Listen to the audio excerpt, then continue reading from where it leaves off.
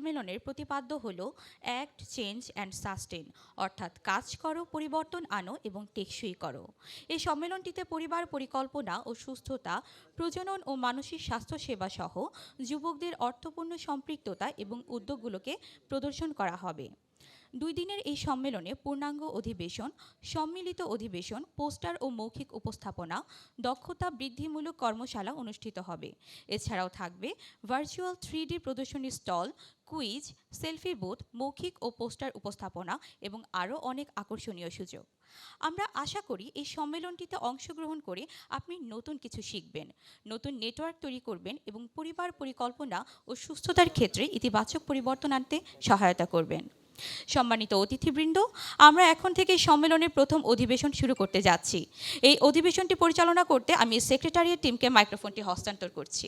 ধন্যবাদ। এই অধিবেশনে আমাদের বক্তা হলেন সেরাক বাংলাদেশের নির্বাহী পরিচালক জনাব SM সৈকত। আমি ওনাকে মঞ্চে আমন্ত্রণ জানাচ্ছি। ধন্যবাদ। সকলকে শুভ সকাল। কয়টা বাজে? অলরাইট, আমরা একটু দেরিতে শুরু করেছি, কিন্তু দেরিতে হলেও ভালো এই যে আমাদের মাঝে আমাদের আজকের সম্মানিত অতিথিবৃন্দ চলে এসেছেন এবং একই সাথে আমি দেখতে পাচ্ছি আজকের এই রুমের সবচাইতে শেষের চেয়ারটি পর্যন্ত ফুল।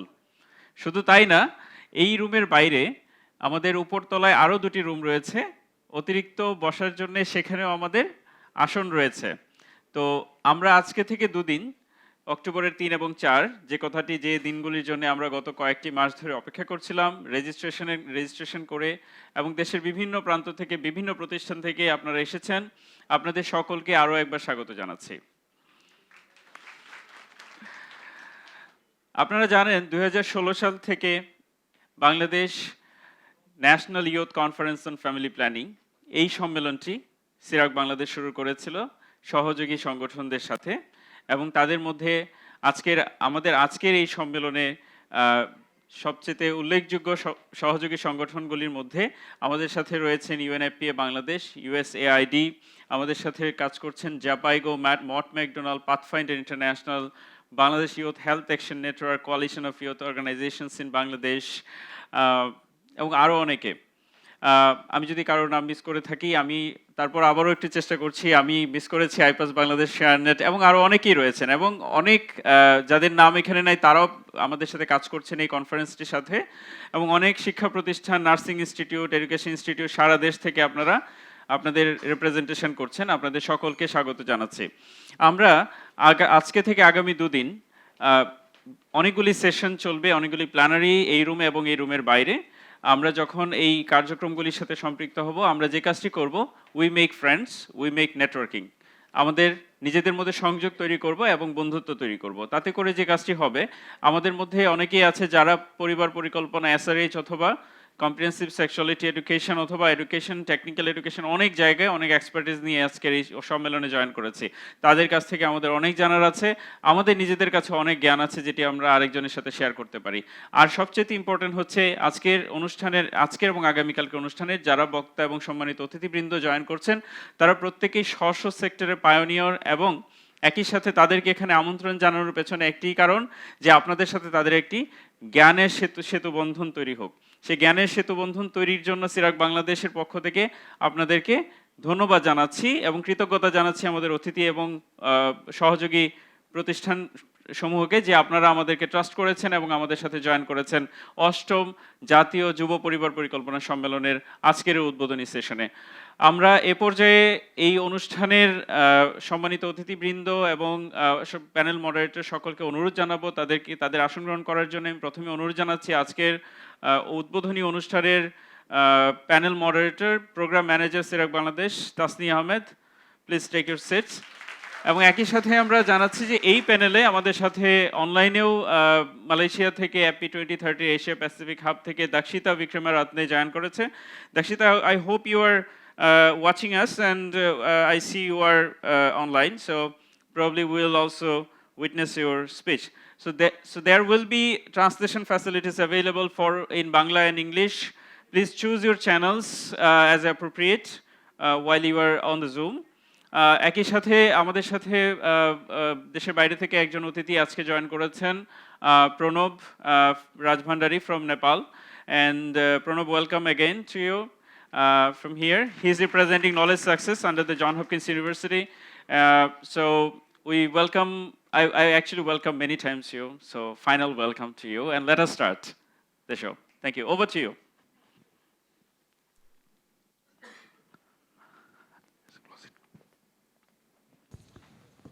ধন্যবাদ জনাব এম সৈকতকে। আমি অত্যন্ত আনন্দের সাথে জানাচ্ছি যে আমাদের পূর্ণাঙ্গ উদ্বোধনী অধিবেশনটি শুরু হতে যাচ্ছে। আজকে আমাদের মাঝে প্রধান অতিথি হিসেবে আছেন গণপ্রজাতন্ত্রী বাংলাদেশ সরকারের সাবেক স্বাস্থ্য ও পরিকল্পনা কল্যাণ মন্ত্রী মহোদয় ডাক্তার এম রুহুল হক এমপি। আমাদের সাথে আরও অন্যান্য বক্তারা হলেন doctor Abu Saeed Mohammad Hasan, programme specialist SRHR Bangladesh.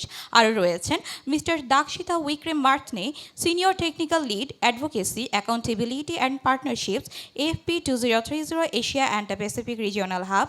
আমাদের সাথে আরও রয়েছেন doctor Mohammad Mainul Islam, professor, department of population science, university of Dhaka. সেই সাথে আরও রয়েছেন Mitu Akter, volunteer peer leader, সেরাক Bangladesh. আমি সবাইকে মঞ্চে আসার জন্য আমন্ত্রণ জানাচ্ছি।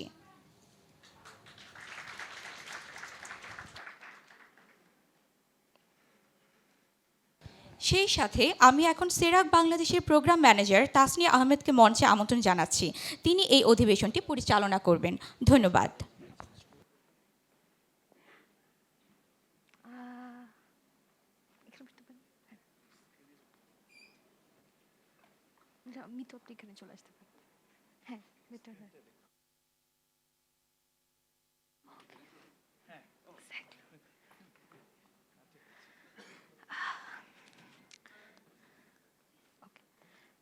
Thank you so much, our MC Mimapu.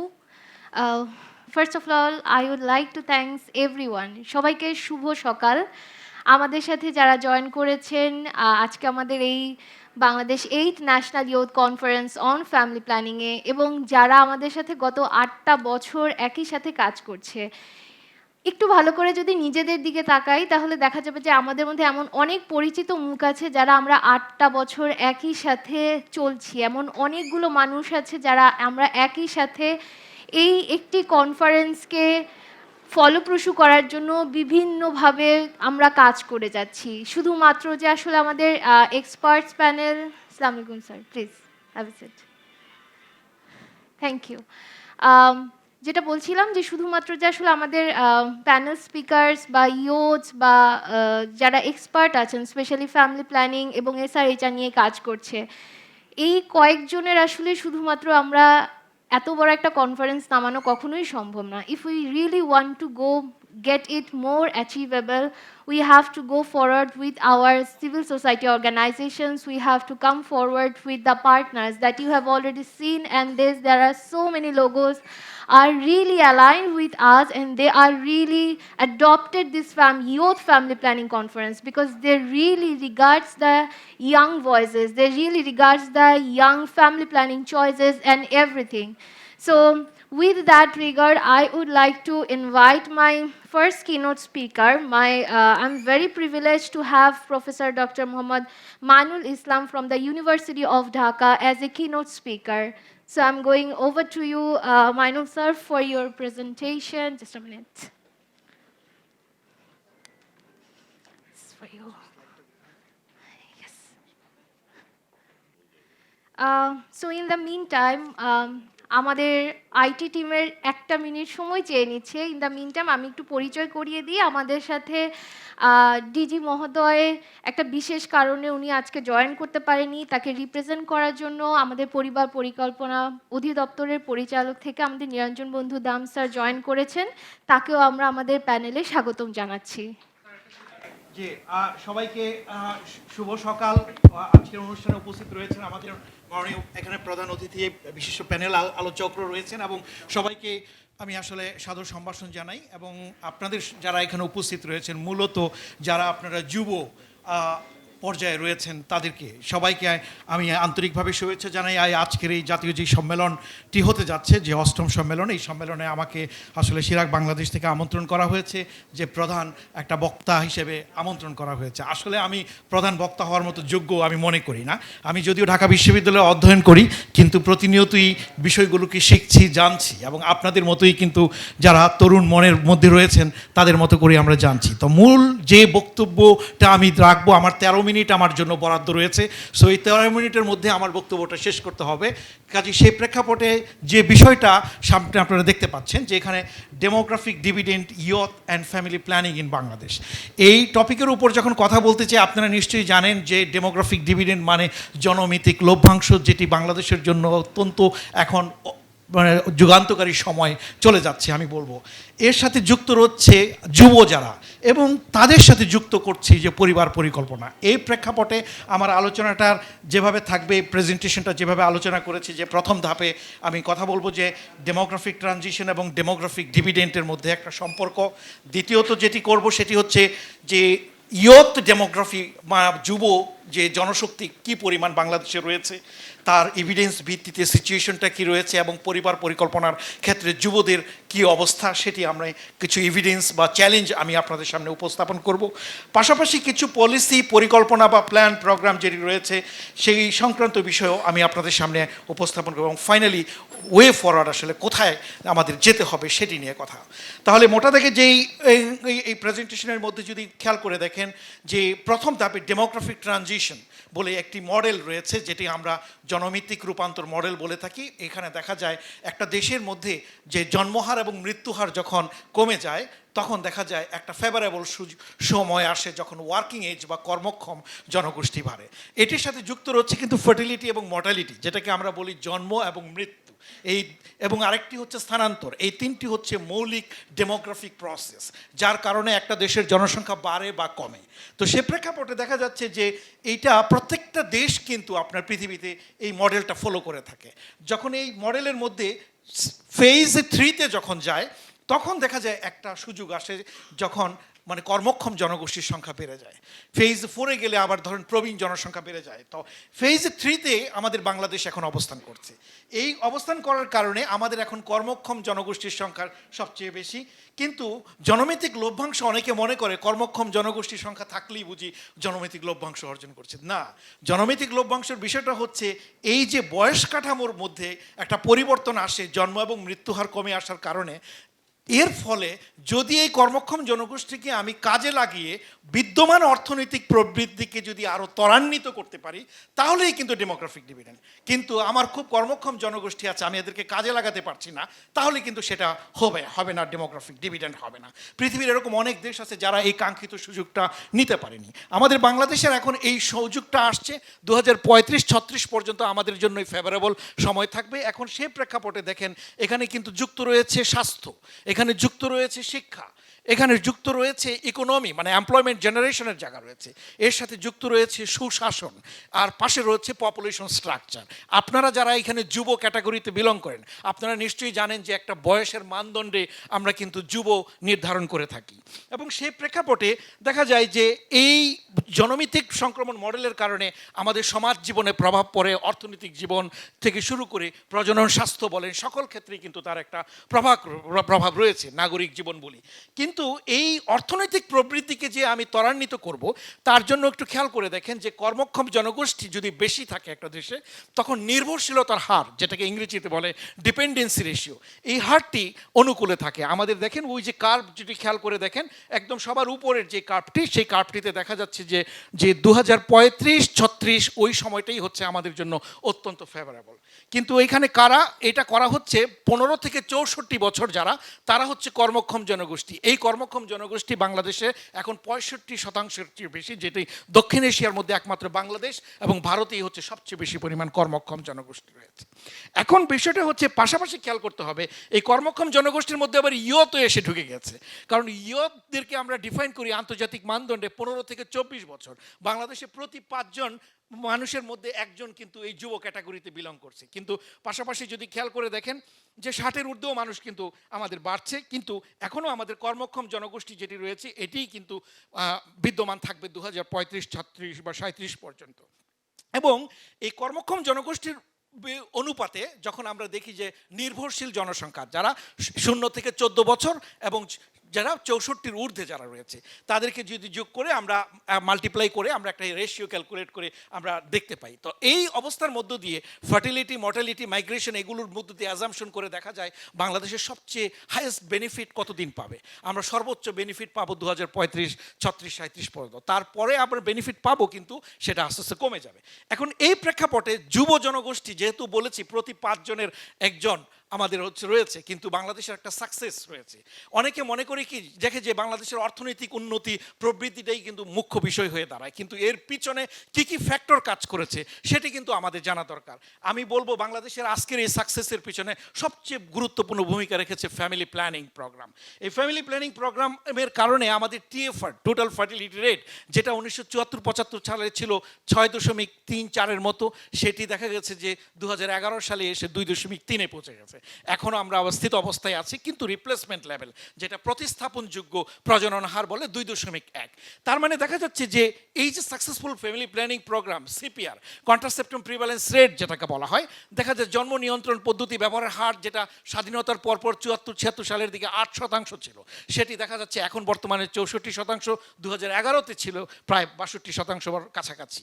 তাহলে এখন এই অবস্থার মধ্য দিয়ে দেখা যাচ্ছে যে success in family planning programme, girls education, economic growth and poverty reduction, role of non government organisation এবং ইমপ্রুভমেন্ট অফ পাবলিক হেলথ এবং রেইজিং অ্যাওয়ারনেস প্রোগ্রাম।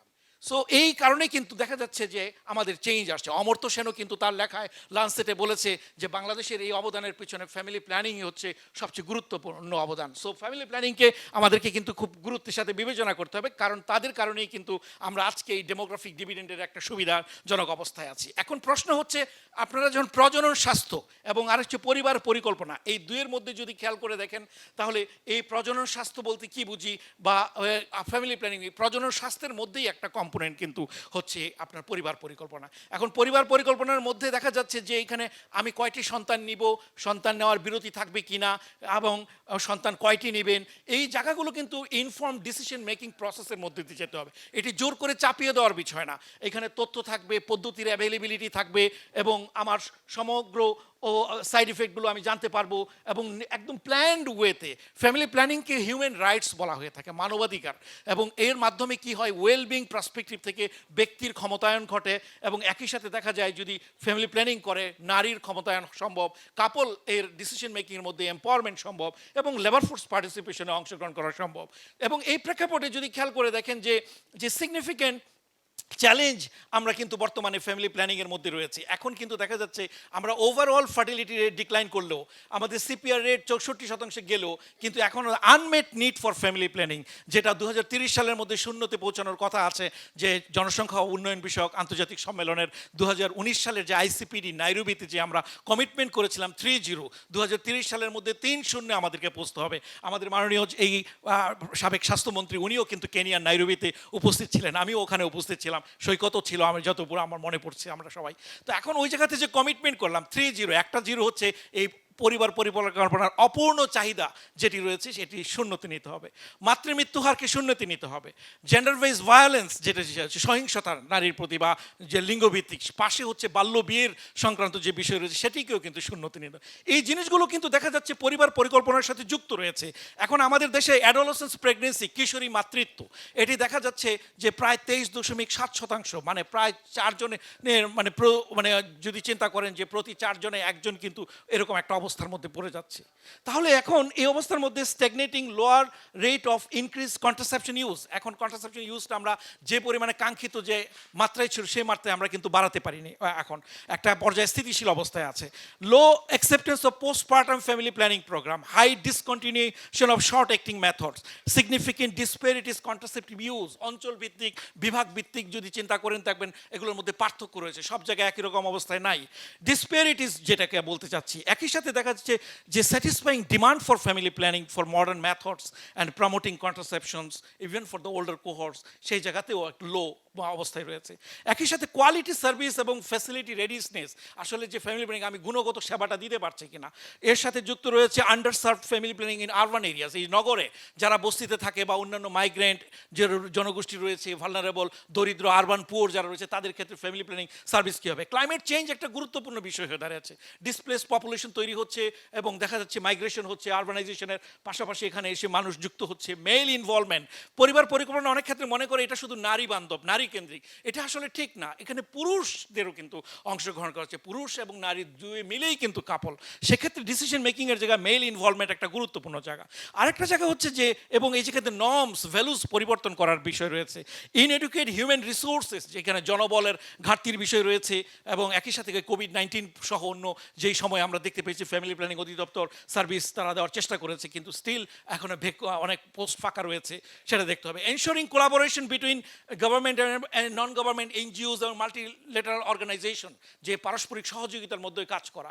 এবং আরেকটি হচ্ছে যেগুলো আনরিচ, আন্ডার প্রিভিলেজড বা আন্ডার সার্ভড এরিয়া, যে পপুলেশন যারা রয়েছে, সেই জায়গাগুলোতে আমরা কীভাবে পৌঁছবো, ডিসেবল পিপুলকে কীভাবে পৌঁছাবো, এথনিক পিপুলের কাছে কীভাবে পৌঁছাবো, যে হার্ড টু রিচ এরিয়া চর হাওর এলাকায় কীভাবে যাবে, সেই জায়গায় একটা ব্যাপার রয়েছে। আরেকটা হচ্ছে মনিটরিং এবং ইভ্যালুয়েশন করা এবং নিরীক্ষণ পর্যালোচনার ভিত্তিতে গবেষণার মধ্য দিয়ে দেখা। এই জায়গাগুলো এখন একটা সিগনিফিকেন্ট চ্যালেঞ্জ বা ইস্যুস বলে মনে করি ফ্যামিলি প্ল্যানিং। এখন দেখেন যে ফার্টিলিটি এবং ফ্যামিলি প্ল্যানিং সিচুয়েশনের মধ্যে যদি কতগুলো চিত্র দিয়ে, আমি যদিও আপনাদেরকে বলে ফেলেছি যে টিএফআর সাকসেসফুলি আমাদের একটা রিডাকশন হয়েছে, কিন্তু এখন স্টেগনেন্ট অবস্থায় আছে।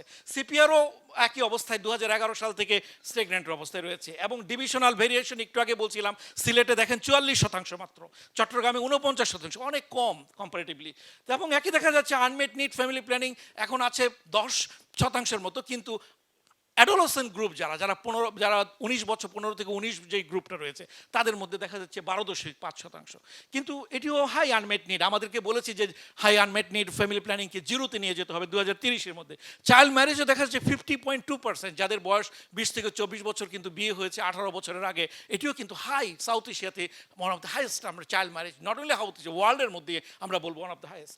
এবং একই সাথে টিনেজ প্রেগনেন্সি দেখেছি, আগে বলছিলাম যে টিনেজ প্রেগনেন্সি প্রায় 23% মতো ঘটছে, এবং কিশোরী মাতৃত্ব রংপুর এবং খুলনাতে সবচেয়ে বেশি। এবং দেখা যাচ্ছে demand satisfied for family planning modern মেথডের মধ্যেও পার্থক্য রয়েছে আমরা দেখতে পাচ্ছি। এবং একইভাবে 15 থেকে 19 যে গ্রুপটা রয়েছে, এবং একই সাথে ওল্ডার কোহর্ট, এই দুটোর মধ্যে কম্পারেটিভলি কম। কন্ট্রাসেপটিভ ডিসকন্টিনিউশনটাও আমরা দেখতে পাই ওভারঅল 37%, কিন্তু পিল, ইনজেক্ট, কন্ডম, এগুলো ইমপ্লান্ট, এগুলোর মধ্যে দেখা যাচ্ছে যে কম্পারেটিভলি বেশি রয়েছে। এবং আনওয়ান্টেড এবং অ্যাকচুয়াল ফার্টিলিটির মধ্যে পার্থক্য রয়েছে, যে জন্ম সন্তান নিতে চায় 2.3, কিন্তু মানে বাস্তবে কিন্তু চায় কিন্তু 1.7, কিন্তু বাস্তবে দেখা যাচ্ছে 2.3। তার মানে ওয়ান্টেড ফার্টিলিটি এবং অ্যাকচুয়াল ফার্টিলিটির মধ্যে এক ধরনের ব্যবধান রয়েছে। একই সাথে দেখতে পাচ্ছি ফার্টিলিটি আনওয়ান্টেড প্রেগনেন্সির জায়গা রয়েছে, সেই জায়গাগুলো খেয়াল করার বিষয় রয়েছে ফ্যামিলি প্ল্যানিংয়ের মধ্যে। এই অবস্থার মধ্য দিয়ে আমাদের যদি দেখেন যে ওভারঅল যে টিএফআর এর টোটাল 2.3 কন্ট্রিবিউশন যদি খেয়াল করেন, 20.6% কন্ট্রিবিউশনও আসতেছে কিন্তু অ্যাডোলেসেন্স মাদারহুড বা অ্যাডোলেসেন্স ফার্টিলিটি, যেটাকে আমরা টিনেজ মাদারহুড বলি, ওই অবস্থা থেকে। এবং এই অবস্থার মধ্যে দিয়ে সাউথ এশিয়াতেও টিনেজ প্রেগনেন্সি অনেক হাই। তাহলে এখন এই অবস্থার মধ্য দিয়ে আমি ফিগারগুলো আর যাব না, কারণ যেহেতু সময় কম আছে, সেক্ষেত্রে আপনি current use of family planning মেথডে যদি খেয়াল করে দেখেন 15 থেকে 19-এর মধ্যে কিন্তু কম্পারেটিভলি কম আছে, লো। তার মানে ওই বয়সে কন্ট্রাসেপশন ব্যবহার করতে চায় না, আমাদের মধ্যে আর্লি ম্যারেজ হয় এবং আর্লি প্রেগনেন্সিটাও ভেরি কমন হয়ে যাচ্ছে। ফ্যামিলি প্ল্যানিংয়ের জায়গা থেকে এটা আমাদের টার্গেট গ্রুপ হবে, যেখানে কাজ করার সুযোগ রয়েছে, পাশাপাশি ওল্ডার কোহর্টের দিকেও যেতে হবে। তাহলে এখন এই চাইল্ড ম্যারেজটা দেখা যাচ্ছে যে সবচেয়ে বেশি হাই, এখনও কমেছে আগের তুলনায় নো ডাউট, কিন্তু still it's a very high rate. তো এই অবস্থার মধ্য দিয়ে 15 থেকে 19-এর মধ্যে আনমেট নিড ফ্যামিলি প্ল্যানিং, আগেই বলেছি যে এটা 12.7% রয়েছে। এসডিজি গোলের ক্ষেত্রে এই যে আমাদের মাননীয় প্রধান অতিথিও কিন্তু ওইখানে ছবিতে উপস্থিত আছেন, আমরা ছিলাম সিভিল সোসাইটি একাডেমিয়া সবাই মিলে ওই নাইরোবিতে যে 30 কমিটমেন্ট করে আসলাম। এবং এর সাথে যুক্ত রয়েছে এসডিজি সাস্টেনেবল ডেভেলপমেন্ট গোলস, 2030 সালের মধ্যে আমাদের এই গোলগুলো অর্জন করতে হবে। এবং ওই এসডিজির মধ্যে যদি যান তাহলে 3 নম্বর গোলের মধ্যে 3.7 এবং একই সাথে দেখা যাচ্ছে 3.5 এর মধ্যেও কিন্তু দেখা যাচ্ছে ফ্যামিলি প্ল্যানিং SRHR এর ইস্যুসগুলো যুক্ত রয়েছে। এবং ফ্যামিলি প্ল্যানিং কমিটমেন্টের যদি খেয়াল করে দেখি যে সরকারও কিন্তু তার পরিকল্পনার মধ্য দিয়ে চিন্তা করেছে। 8-5 এর প্ল্যানের মধ্যে টার্গেট রয়েছে, কিন্তু সেই টার্গেট অর্জন করতে পারবে কিনা সেটি নিয়ে চিন্তার বিষয় রয়েছে। 7-5 এর প্ল্যানে আমাদের যে টার্গেট ছিল সেই টার্গেট আমরা অর্জন করতে পারিনি। এবং একইভাবে দেখা যাচ্ছে 2030 সালের মধ্যে ফ্যামিলি প্ল্যানিংকে কোথায় নিতে চাই, পপুলেশন পলিসিতে 72% পৌঁছানোর কথা ছিল 2015 সালের মধ্যে, কিন্তু আমরা সেখানে কাঙ্ক্ষিত মাত্রায় পৌঁছতে পারিনি। এবং 2015 সালের মধ্যে TFR রিপ্লেসমেন্ট লেভেলের মধ্যে পৌঁছার কথা ছিল, আমরা সেখানে কাঙ্ক্ষিত মাত্রায় পৌঁছতে পারিনি। আমাদের ওভার লং টার্মে আমাদের সাকসেস রয়েছে, কিন্তু ফর শর্ট টার্ম ইন্টারভ্যালে যদি চিন্তা করি তাহলে সেক্ষেত্রে কিন্তু আমাদের স্টেগনেন্ট পজিশন রয়েছে। সো এই জায়গায় কাজ করার নতুন জায়গা তৈরি হচ্ছে, ডাইমেনশন তৈরি হয়েছে। ফ্যামিলি প্ল্যানিং কমিটমেন্ট 2030-কে লক্ষ্য রেখে সরকার নতুন করে কমিটমেন্ট দিয়েছে, নতুন অবজেক্টিভ সেট করেছে, সেটি ভালো। এবং সামনে যে 5th health population nutrition sector programme আসছে, সেই প্রোগ্রামের মধ্যেও ফিল্ড সার্ভিস ডেলিভারি এবং একই সাথে ম্যাটার্নাল চাইল্ড এবং রিপ্রোডাক্টিভ হেলথ, অ্যাডোলেসেন্স হেলথের ক্ষেত্রে কর্মপরিকল্পনা আসছে। আশা করি সেই পরিকল্পনাগুলো আমাদের জন্য কাঙ্ক্ষিত হবে। এখন মোটা দাগে যদি বলি যে এই আরেকটা আশা সংবাদ যেখানে বলতে চাই যে এইখানে সরকার কিন্তু এখন ন্যাশনাল ফ্যামিলি প্ল্যানিং স্ট্র্যাটেজি তৈরি করতে যাচ্ছে। বাংলাদেশে এর আগে কোনো সুনির্দিষ্ট স্ট্র্যাটেজি ছিল না, এই প্রথম একটা স্ট্র্যাটেজি তৈরি হচ্ছে 2023 থেকে 2030-কে টার্গেট করে। এবং এই স্ট্র্যাটেজিতে যেহেতু আজকের এই জায়গাতে বলি, সেই জায়গাতে দেখা যায় যে 7টা স্ট্র্যাটেজিক ডিরেকশন এখানে নির্ধারণ করা হয়েছে। যদিও এটা ড্রাফট অবস্থায় আছে, এটা চূড়ান্ত হয়ে যাবে আশা করি এই মাসের মধ্যে যদি হয়ে যায় তখন। তাহলে 1 নম্বরেই দেখা যাচ্ছে access and availability of service ডেলিভারির কথা বলা আছে। দ্বিতীয়ত কোয়ালিটি অফ কেয়ার, ইনইকুয়ালিটিস, অসমতা যে রয়েছে বিভিন্ন সেক্টরে বিভিন্নভাবে, জেন্ডার ইনক্লুডিং জেন্ডার। তারপর দেখা যাচ্ছে urban family planning, enabling involvement in demand creation, এবং দেখা যাচ্ছে মাল্টি সেক্টরাল ইনভলভমেন্ট অ্যাকশন, যেটা সবাই মিলে অংশীদারিত্বের মধ্যে আগানো, এবং একই সাথে রিসার্চ, মনিটরিং, ইভ্যালুয়েশন। এই 7টি স্ট্র্যাটেজিক ধারায় আমাদের এই ফ্যামিলি প্ল্যানিং স্ট্র্যাটেজি এটা তৈরি হচ্ছে। এবং ডিরেকশন থাকবে কীভাবে ইনইকুয়ালিটিসকে এভাবে আমরা অ্যাড্রেস করব, ইয়থ এবং অ্যাডোলেসেন্সকে কীভাবে আমরা ফোকাসে নিয়ে আসবো, তার কর্মকৌশল তৈরি করা হচ্ছে।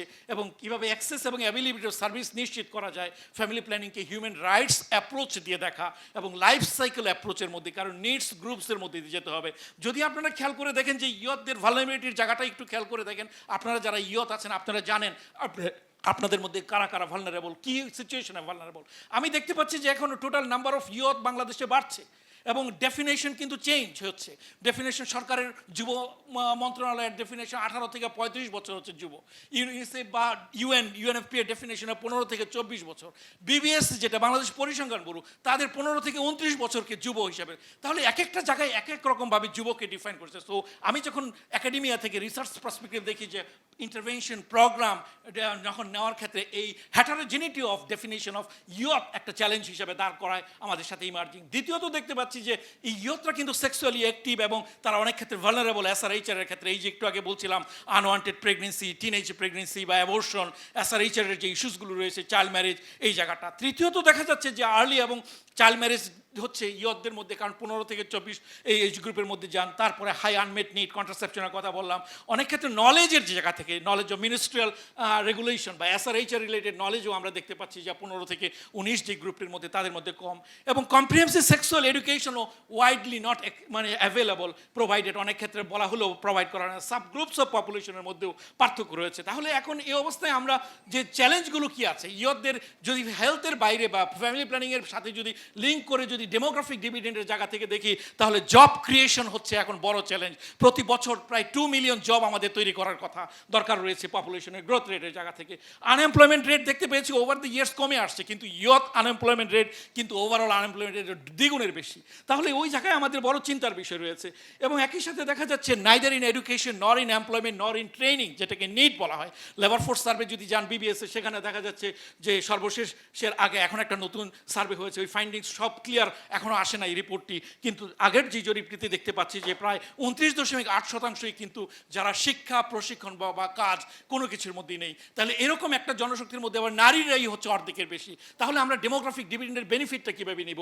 আমাদের দরকার ফিমেল লেবার ফোর্স পার্টিসিপেশন বাড়ানো, কারণ নারী এবং পুরুষের মধ্যে শ্রমবাজারে দেখছি একটা ব্যাপক ব্যবধান রয়েছে এবং এই ব্যবধানটা কমিয়ে আনতে হবে। এর জন্য যেখানে যাচ্ছে ইয়থদের যারা আছে তারা আন্ডার এডুকেটেড হচ্ছে, ড্রপ আউট হয়ে যাচ্ছে।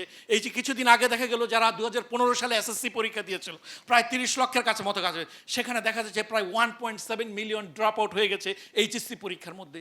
তার মানে একটা হিউজ নাম্বার। তাহলে এরা কোথায় গেল? হয় বাল্য বিয়ে, হয় হচ্ছে নয় পোভার্টি স্ট্রিকেন বা অন্য কোনো কাজে যুক্ত হয়ে গেছে, কিন্তু ফর্মাল লেবার ফোর্স পার্টিসিপেশনটা বাধাগ্রস্ত হচ্ছে। ওয়েল, আমার আর 3 মিনিট সময় আছে, সেই 3 মিনিটের মধ্যে এখন পলিসি নিয়ে একটু কথা বলি।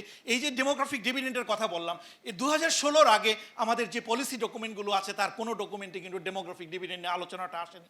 সো 2016-তে সর্বপ্রথম আমরা 7th 5-year প্ল্যান, যেটি 2016 থেকে 2020, এবং ন্যাশনাল ইয়ুথ পলিসির মধ্যে এবং প্রসপেক্টিভ প্ল্যান অফ বাংলাদেশ, যেটি 2041, এবং 8th 5-year প্ল্যানের মধ্যে কিন্তু এই ডেমোগ্রাফিক ডিভিডেন্ডের বিষয়টি এসেছে, এবং সেজন্য সরকারকে আমি সাধুবাদ দিব। কিন্তু তার আগে আমার পপুলেশন পলিসির মধ্যে ডেমোগ্রাফিক ডিভিডেন্ড নেই, হেলথ পলিসির মধ্যে নেই, এডুকেশন পলিসির মধ্যে নেই, লেবার পলিসির মধ্যে নেই, আগের যে প্রসপেক্টিভ প্ল্যান ছিল সেটির মধ্যে নেই, নারী উন্নয়ন যে নীতি ছিল সেখানেও নেই, এই ভাবনাগুলো নেই। তাহলে এখন যেই জায়গাতে আমি বলতে চাই যে আমার পরিকল্পনার মধ্যে যদি ডেমোগ্রাফিক ডিভিডেন্ডকে না রেখে, কারণ এটা থেকে টাইম কনস্ট্যান্ট আমার রয়েছে, স্বল্প এবং দীর্ঘমেয়াদী পরিকল্পনায় যেতে হবে, সেই সময়টা হচ্ছে 2035-37 হচ্ছে সর্বোচ্চ বেনিফিট নেওয়া, তারপর বেনিফিট কমে যাবে। সো এই সর্বোচ্চ বেনিফিট আমরা কিভাবে পাবো? আমাদের প্রতিবেশী শ্রীলঙ্কা কিন্তু সর্বোচ্চ বেনিফিট নিতে পারেনি, আমাদের সাউথ আফ্রিকা যদিও এক্সাম্পল দেই, তারা কিন্তু নিতে পারেনি, কারণ অনেক ধরনের চ্যালেঞ্জ ছিল। এই অবস্থার মধ্যে পলিসি এবং পরিকল্পনার মধ্যে ইন্টিগ্রেশনটা বাড়াতে হবে। আমরা গবেষণা করেছি, আমরা দেখেছি যে ডেমোগ্রাফিক যে জায়গা থেকে যদি দেখি ডিপেন্ডেন্সি রেশিও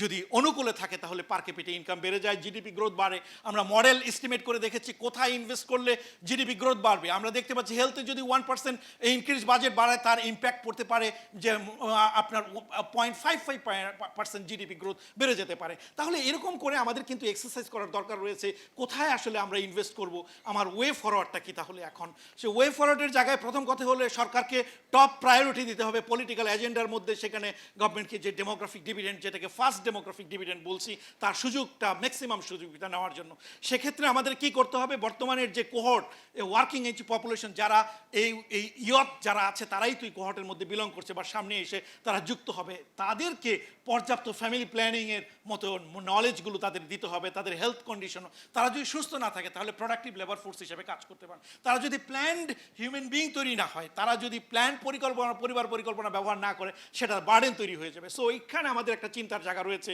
যে ইয়থদেরকে ফোকাস করে আমাদের আগাতে হবে। দ্বিতীয়ত হচ্ছে যে creation of first demographic dividend হচ্ছে একটা তৈরি হয়েছে, অপরচুনিটি তৈরি হয়েছে, সেটা আমাদের ফ্যামিলি প্ল্যানিংয়ের সাকসেসের কারণে। কিন্তু একে ক্যাপিটালাইজ করা, সদ্ব্যবহার করা এবং এটাকে আরও প্রলং কীভাবে করা যায় তার জন্য শর্ট টার্ম প্ল্যান এবং লং টার্ম প্ল্যান দরকার। এবং শর্ট টার্ম প্ল্যানের মধ্যে বলছি যে ইয়থদেরকে প্রোডাক্টিভ মানে জব তৈরি করতে হবে, এমপ্লয়মেন্টের জায়গা। লং টার্মের মধ্যে সাজেস্ট করেছি যে আমাদের রিপ্লেসমেন্ট লেভেলে পৌঁছে একে ধরে রাখতে হবে। এবং লং টার্মে আমার সামনে কীভাবে ইকোনমিতে আরও কীভাবে আপনার ইনভেস্টমেন্ট বাড়ানো যায় সেদিকে যেতে হবে। এডুকেশন পলিসির মধ্যে আমাদের আরও কাজ করার দরকার রয়েছে। পাবলিক স্পেন্ডিং, যেটা দেখেন 2041 সালে বাংলাদেশ হেলথ এবং এডুকেশনে বিনিয়োগ করবে কাঙ্ক্ষিত মাত্রায়, কীরকম 2041 সালে করবে, এডুকেশনে করবে 4% আর হেলথে করবে 2% অফ দ্য জিডিপি। কিন্তু এখনই করা দরকার আমাদের এডুকেশন এবং হেলথ, এই দুটো জায়গায় হিউম্যান ক্যাপিটাল করার গুরুত্বপূর্ণ জায়গায় এখানে কাঙ্ক্ষিত মাত্রায় বিনিয়োগ হচ্ছে না। এবং এই অবস্থার মধ্য দিয়ে আমরা গবেষণা করে দেখেছি বাংলাদেশের জন্য সবচেয়ে বড় চ্যালেঞ্জ এই মুহূর্তে হচ্ছে বাল্য বিয়ে বা চাইল্ড ম্যারেজ। চাইল্ড ম্যারেজের কারণে আনওয়ান্টেড ফার্স্ট প্রেগনেন্সি হচ্ছে, ফ্যামিলি প্ল্যানিং বাধাগ্রস্ত হচ্ছে, এই জায়গাতে high prevalence of ministerial regulation হচ্ছে, রিপ্রোডাক্টিভ হেলথে বাধাগ্রস্ত হচ্ছে, ডিসকন্টিনিউড এডুকেশন হচ্ছে। এই প্রেক্ষাপটে দেখা যাচ্ছে তার এই ফর্মাল লেবার মার্কেট যুক্ত হওয়া চ্যালেঞ্জ হয়ে দাঁড়াচ্ছে, মেরিটাল লাইফে প্রবলেম তৈরি হচ্ছে। তাহলে আমাদের করণীয় কি?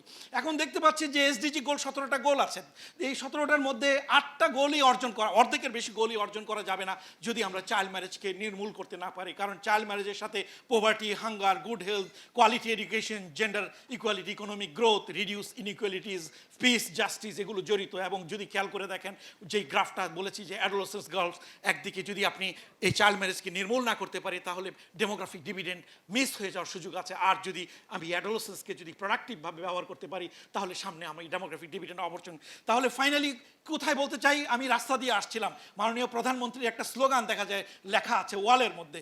প্রশ্ন হচ্ছে যে এই স্লোগান আছে কিন্তু একে আমরা রিয়েলি রাইটলি মুভ ফরওয়ার্ড করছি, এই ক্ষেত্রে আমাদের দরকার এখন 3টা ডির মধ্যে গুরুত্ব দেওয়া। এই 3টা ডির গুরুত্বের মধ্যে একটি বলেছি ডেমোগ্রাফিক ডিভিডেন্ড, একটি হচ্ছে ডিমান্ড, আরেকটি হচ্ছে ডেমোক্রেসি।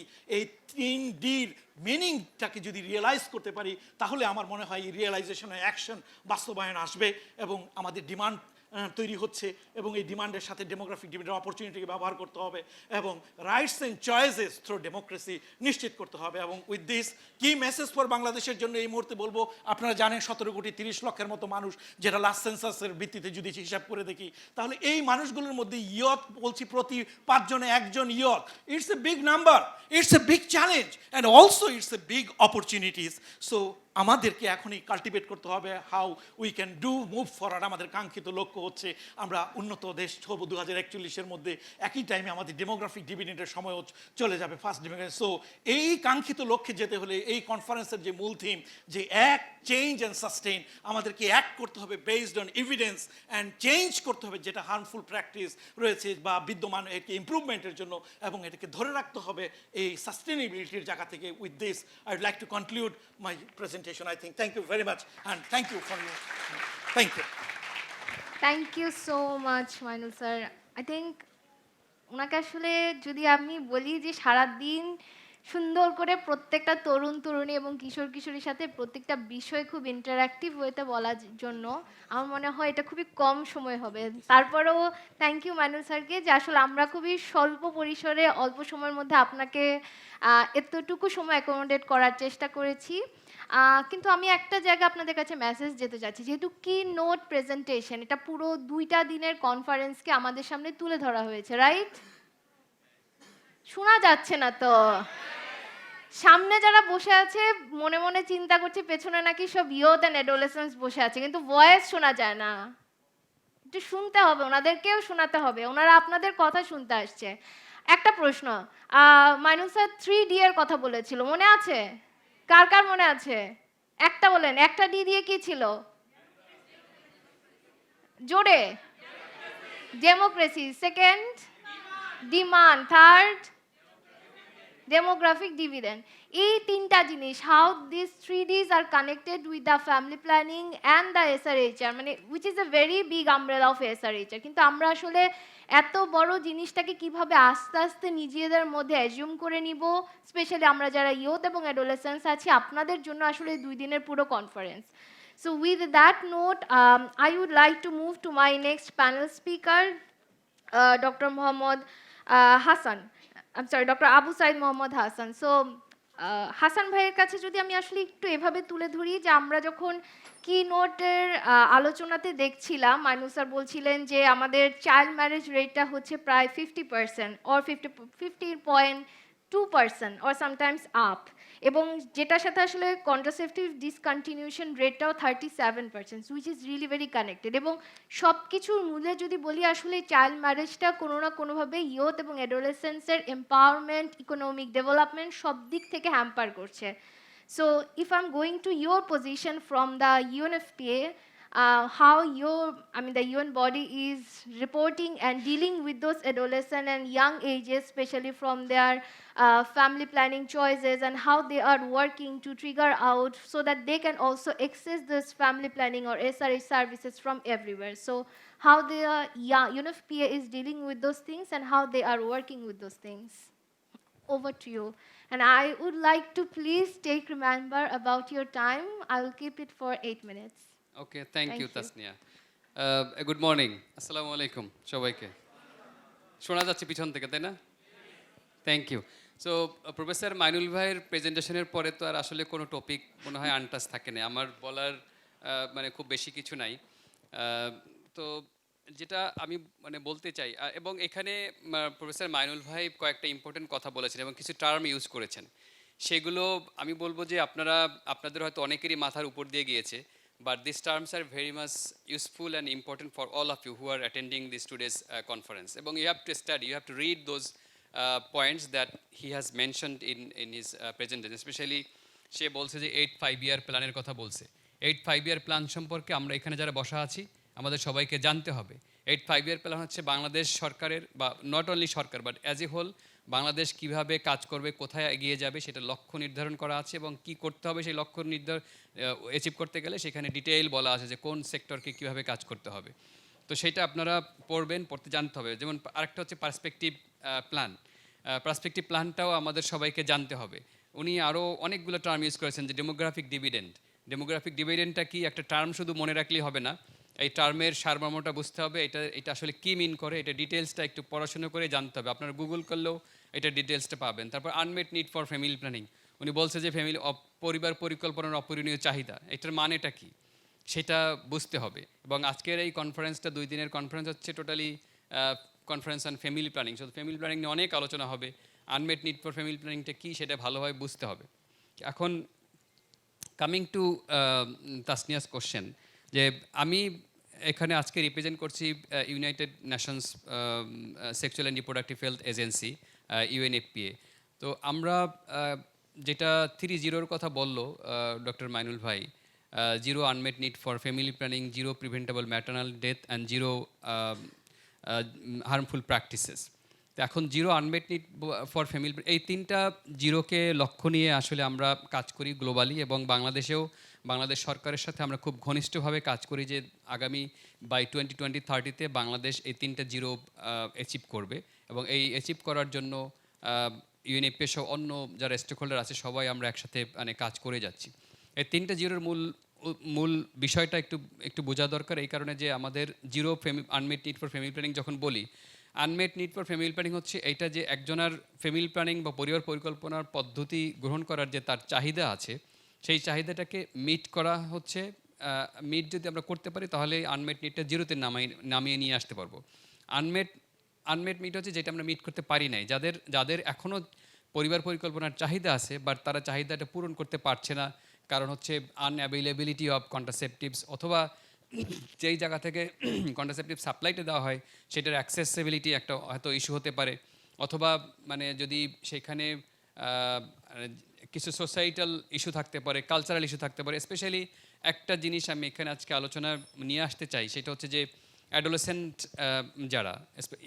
এবং ইভেন ইয়াং পপুলেশন, তাদের মধ্যে একটা সবসময় হেজিটেশন কাজ করে, কাজ করে যে আমার কন্ট্রাসেপটিভ লাগবে, আমি কোথায় যাব, আমি কার কাছে যাব, কার কাছে আমি এই জিনিসটা পাবো, সেই ইনফরমেশনই তো আমার কাছে নাই।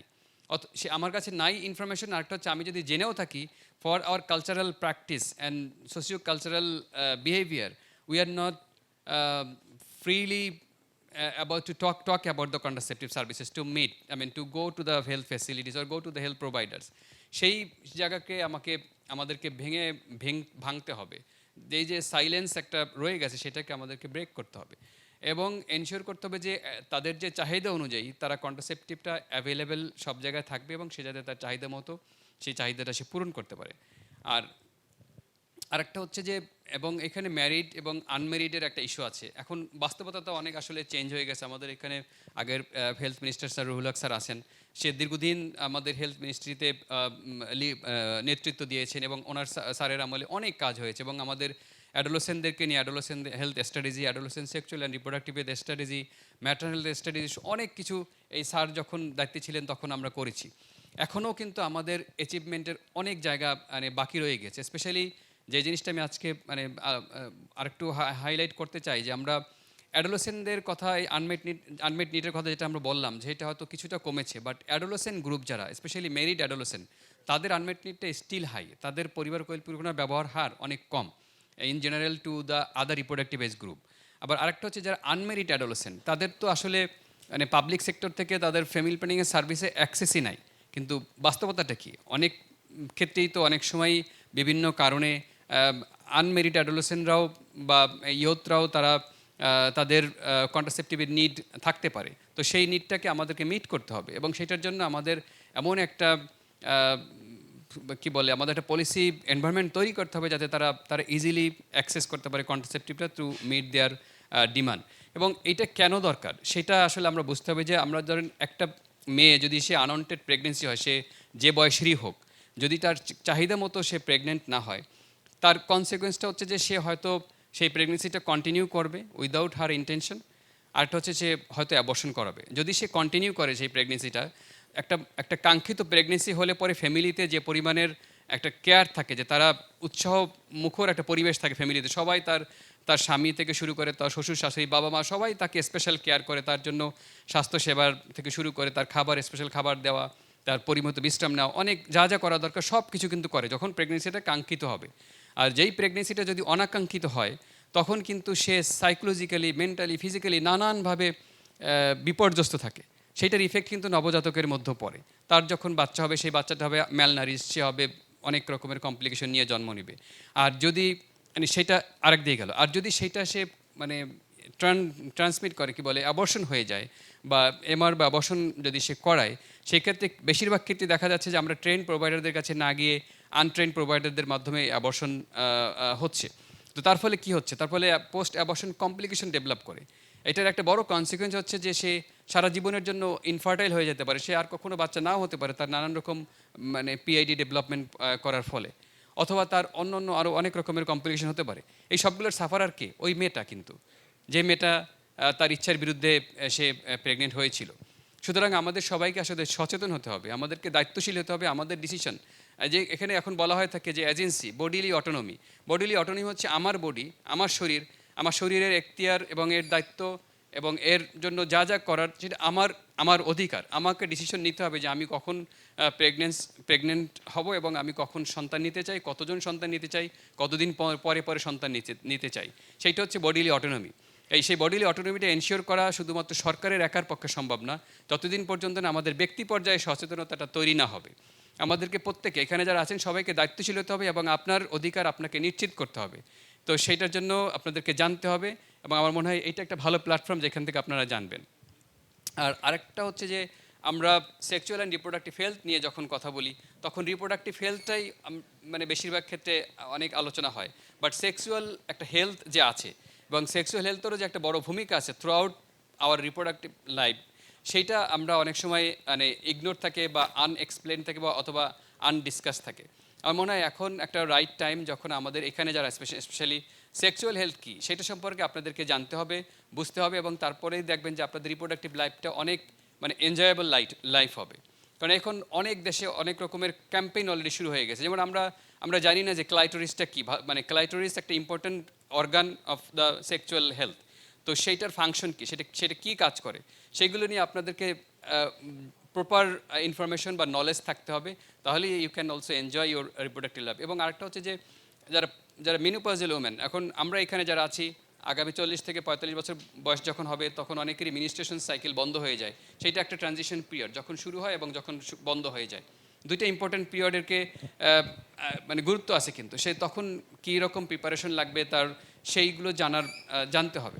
এখন আবার আমি আবার কোশ্চেনের দিকে আসছি যে সেক্সুয়ালি এবং এই যে আনওয়ান্টেড কী বলে অ্যাডোলেসেন্ট প্রেগনেন্সি যে হচ্ছে, আর বিশেষ করে চাইল্ড ম্যারেজ, আমাদের এখানে বাংলাদেশের চাইল্ড ম্যারেজ রেটটা মানে এশিয়ান কান্ট্রির মধ্যে হাইয়েস্ট স্টিল, এবং adolescent pregnancy is also very high.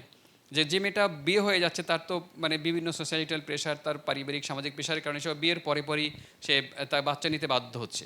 তার ফলে তার কী হচ্ছে যে সে মেয়েটা যদি স্কুল গোয়িং থাকে বা কলেজে পড়ে থাকে, সে তখন স্কুল থেকে ড্রপ আউট হয়ে যাচ্ছে তার প্রেগনেন্সির কারণে। সে তার যে ফিউচার এডুকেশন এবং এমপ্লয়মেন্ট অপরচুনিটিতে সে বঞ্চিত হচ্ছে, সে ব্যক্তিগতভাবে বঞ্চিত হচ্ছে, তার ফ্যামিলিকে সে বঞ্চিত করছে, অ্যাজ এ হোল তার কমিউনিটি এবং ওভারঅল দ্য কান্ট্রি বঞ্চিত হচ্ছে ইকোনমিক ডেভেলপমেন্ট থেকে। আমরা যতদিন পর্যন্ত না আসলে এই চাইল্ড ম্যারেজ এবং অ্যাডোলেসেন্ট প্রেগনেন্সিকে প্রিভেন্ট করতে পারবো, আমাদের লক্ষ্য অর্জনে কিন্তু এইটা একটা বড় বাধা, সেটা আমাদের ডিফিকাল্ট হয়ে যাবে। সুতরাং আমাদের সবাইকে একযোগে সমন্বিতভাবে কাজ করতে হবে অ্যাডোলেসেন্ট চাইল্ড ম্যারেজ প্রিভেনশন করা এবং সেই সাথে অ্যাডোলেসেন্ট প্রেগনেন্সিটাকে একদম বন্ধ করে at least delaying their first pregnancy until 20th years of age.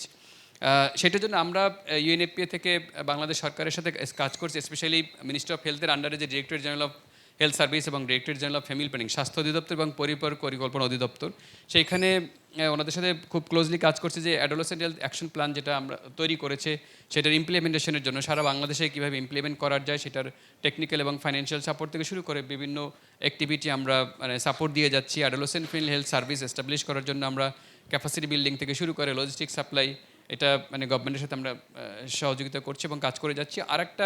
আরও আমরা নতুন ইনিশিয়েটিভ নিয়েছি যে প্রেগনেন্সি যে কী বলে যে চাইল্ড মানে ম্যারেজের সময় আমাদের যারা কাজী আছে বা ম্যারেজ রেজিস্টার আছে, এই ম্যারেজ রেজিস্টারদেরকে কীভাবে এনগেজ করে ফ্যামিলি প্ল্যানিংয়ের জন্য একটা বেসিক কিছু কাউন্সেলিং দেয় এবং সেই সাথে একটা কন্ট্রাসেপটিভ প্যাকেজ, স্পেশালি দ্য পিল এবং কন্ডম যদি আমরা মানে ফার্স্ট ডেতেই দিয়ে দিতে পারি, তাহলে তাদেরকে দেখা যাচ্ছে, আমরা একটা স্টাডিও করেছিলাম, ইমপ্লিমেন্টেশন স্টাডি ছিল, যে আমরা দেখেছি যে বিয়ের প্রথম রাতে মানে প্রথম দিনই যদি আমরা কিছু কন্ট্রাসেপটিভ তাদেরকে দিতে পারি এবং with proper SBCC material, how to use those contraceptives, তো তাদেরকে দেখা যাচ্ছে যে তাদের প্রেগনেন্সিটা অ্যাটলিস্ট 2 বছরের জন্য ডিলে হয়েছে in compare to the other study, মানে আদার মানে control population group is more than মানে ডাবল তারা ডিলে করেছে। এবং একটা হচ্ছে এদের মধ্যে কন্ট্রাসেপ্ট ইউজ রেটও অনেক বেড়েছে।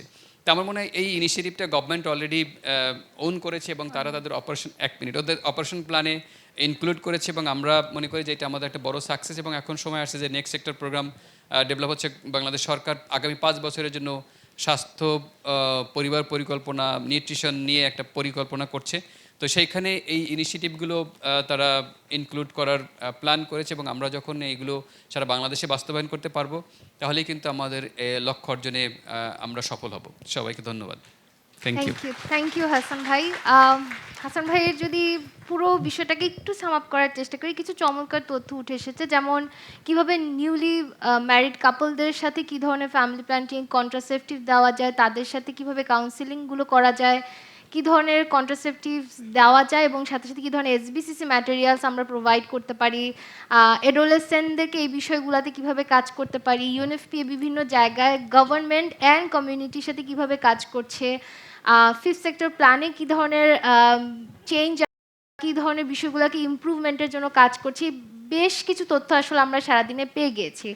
আমি ওই জায়গায় আসবো, এই জায়গাতে একটু পজ করছি হাসান ভাইকে। আমি এরপর মুভ করছি, আমাদের সাথে একজন ইয়ুথ স্পিকার জয়েন করেছে। সবচেয়ে মজার বিষয়টা হচ্ছে যে আমরা আসলে সবসময় যে কোনো কনফারেন্সে গেলে একটা জিনিস খুব বেশি খেয়াল করি যে হ্যাঁ, পর্দার পেছনে বা হয়তো আমাদের প্যানেল স্পিকারের সামনে সবসময় একজন ইয়ুথরা থাকে, তারা কথা বলে, কিন্তু খুব কম সুযোগ আমরা পাই।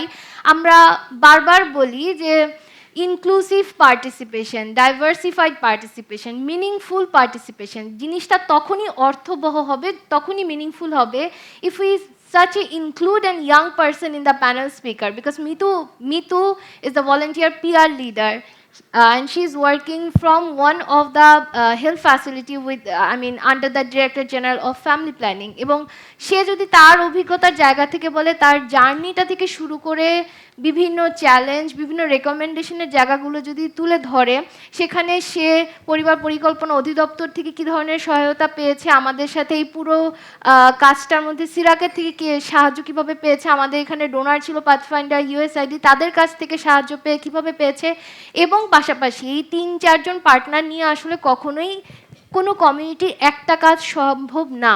এই কাজগুলো করতে গেলে সবচেয়ে বড় যে একটা অংশ, যে তার পেছনে যে তার একটা বড় ইয়ুথ একটা গ্রুপ আছে, সে হয়তো একটা ইয়ুথ ভলেন্টিয়ারের একটা গ্রুপ নিয়ে কাজ করছে, একটা পিআর টিম নিয়ে কাজ করছে, সে কীভাবে কাজ করছে, তার চ্যালেঞ্জিংয়ের জায়গাগুলো কি, আমরা এই মুহূর্তে শুনবো মিতুর কাছ থেকে।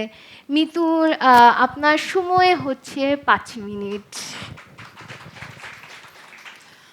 ধন্যবাদ তাসনিয়া আপুকে আমাকে সুযোগ করে দেওয়ার জন্য। আমি যদি আমার অভিজ্ঞতার জায়গাটা থেকে বলি, অ্যাডোলেসেন্ট হেলথ নিয়ে কাজ করাটা আমরা যদি বলি যে সহজ, তেমনি কঠিন। কারণ অ্যাডোলেসেন্ট হেলথ নিয়ে যে খোলামেলা আলোচনাটা অনেকে আমরা করতে চাই না। যখন বয়সন্ধিকাল শুরু হয় তখনই কিন্তু ছেলেমেয়েরা বা কিশোর কিশোরীরা বিভিন্ন শারীরিক এবং মানসিক পরিবর্তনের মধ্যে দিয়ে যায়।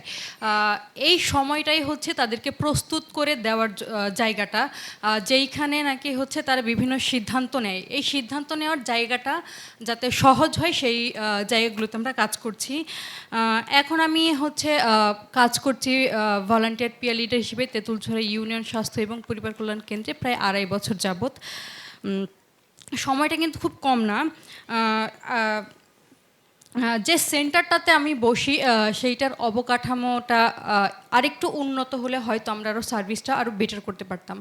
তারপরেও আমাদের যে সার্ভিস প্রোভাইডার আছেন, SCMO ম্যাম আছেন, FWVA আপু আছেন, ওনারা যে জায়গাটাতে বসে হচ্ছে সার্ভিস দিচ্ছে, ওনাদের কিন্তু হচ্ছে রুমটা পরিপূর্ণ না, তবু কিন্তু ওই জায়গাটাতে আমাদেরকে সুযোগ করে দিয়েছে।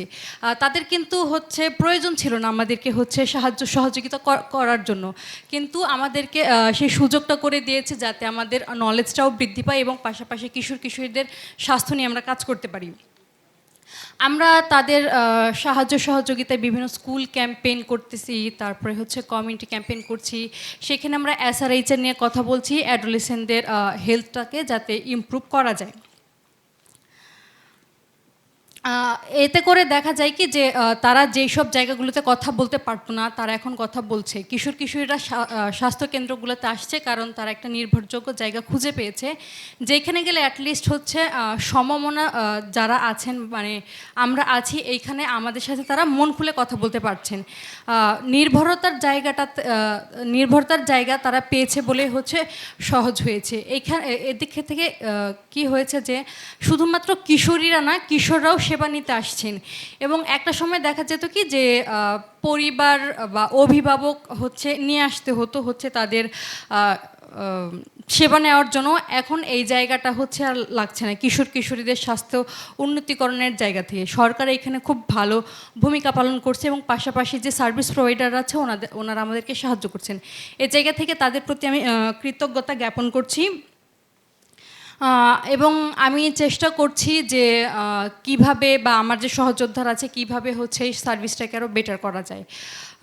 যদি আমি আমার BPL জার্নিটার শুরুর থেকে বলি, এই 2.5 বছরের যে পরিবর্তনটা, সেটা কিন্তু একদম সহজ ছিল না, বা ওই সময়কার চিত্র এবং এই সময়কার চিত্র কিন্তু একদম ভিন্ন। এখন কিশোর কিশোরী আসছে, তারা তাদের স্বাস্থ্য সম্পর্কে সচেতন হচ্ছে, তারা তাদের স্বাস্থ্যসেবাটা নিশ্চিত করতে পারছেন। আমি যদি আরও বলি, সবসময় হচ্ছে আমরা শারীরিক স্বাস্থ্যের ওপর খুব বেশি জোর দিচ্ছি, সেটা সকল সেক্টরে, কিন্তু মানসিক স্বাস্থ্যের ওপরেও যে জোর দেওয়া প্রয়োজন, এই বিষয়গুলো আমরা খোলামেলা আলোচনা করি না, খুব সংকোচ বোধ করি নিজের মধ্যে। এই জায়গাগুলোতে হচ্ছে আমাদের সার্ভিস প্রোভাইডাররা আমাদেরকে খুব সহজ করে দিয়েছেন বিভিন্ন প্ল্যাটফর্মের মাধ্যমে। আমাদের এইখানে হচ্ছে মাননীয় হচ্ছে ডিজি স্যারের থাকার কথা ছিল, ওনার পক্ষ থেকে যিনি আসছেন, আমি ওনাকে অনুরোধ করব আমাদের বার্তাগুলো যাতে ওনার কাছে পৌঁছে দেন। কিশোর কিশোরীদের নিয়ে কাজ এই পর্যন্ত অনেক অর্গানাইজেশন, অনেক প্রজেক্ট কাজ করছেন, কিন্তু হচ্ছে তাদের প্রজেক্ট শেষ হওয়ার পরে ওইভাবে কাজগুলো আগায়নি। কিন্তু UNDFPA ওইখানে খুব চমৎকার কাজ করছেন, তার জন্য তার কাছে কৃতজ্ঞতা প্রকাশ করছি। আমি আরও ধন্যবাদ জানাতে চাচ্ছি আমাদের হচ্ছে মাননীয় সংসদ সদস্য আছেন, যিনি নাকি পূর্বে ফ্যামিলি প্ল্যানিং নিয়ে কাজ করেছেন। আমি ওনার কাছে হচ্ছে কৃতজ্ঞতা জ্ঞাপন করব যদি উনি কিশোর কিশোরীদের স্কিল ডেভেলপমেন্টের জায়গাটা যদি আরেকটু দৃষ্টি দেন, কারণ আমরা খুব বেশি ট্রেনিং পাই না স্কিল ডেভেলপমেন্ট বা নলেজ জেনারেট করার জন্য, কারণ নলেজ জেনারেট বা ডেভেলপমেন্টটা খুবই প্রয়োজন নলেজ ডিসেমিনেট করার জন্য।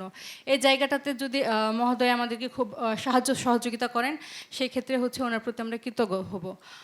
ধন্যবাদ সবাইকে। Thank you মিতুকে। মিতুর বেশ কিছু অনুরোধ এসেছে আমাদের পরিবার পরিকল্পনা অধিদপ্তরের জন্য, যেহেতু স্যার আছেন হয়তো এগুলো অ্যাড্রেস করবেন। পাশাপাশি আমাদের সাথে আমাদের প্রধান অতিথিও ছিলেন, তার কাছেও তার বেশ কিছু অনুরোধ ছিল যে আমরা এই কিশোর কিশোরী বা তরুণদের কথা বারবার বলছি, যেখানে প্রায় আমাদের মোট জনসংখ্যার 30% শতকরা 30% বেশি হচ্ছে এই কিশোর কিশোর এবং তরুণ তরুণীরা বিভিন্নভাবে রোল প্লে করছে। তাদের প্রশিক্ষণের জন্য এই জায়গাগুলোতে আরেকটু কিভাবে সরকার দৃষ্টি আকর্ষণ করার জন্য বারবার অনুরোধ করেছে। আমরা আমাদের প্রধান অতিথির কাছে যাব, but before that I would like to connect our online speaker Dakshita. Dakshita, are you here with us? Dakshita, can you hear me?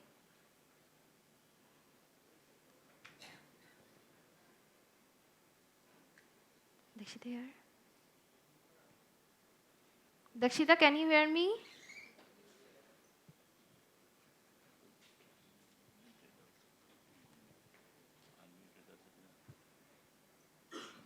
Dakshita, maybe you are muted. Can you please unmute yourself? Dakshita. Dakshita, muted. Hey.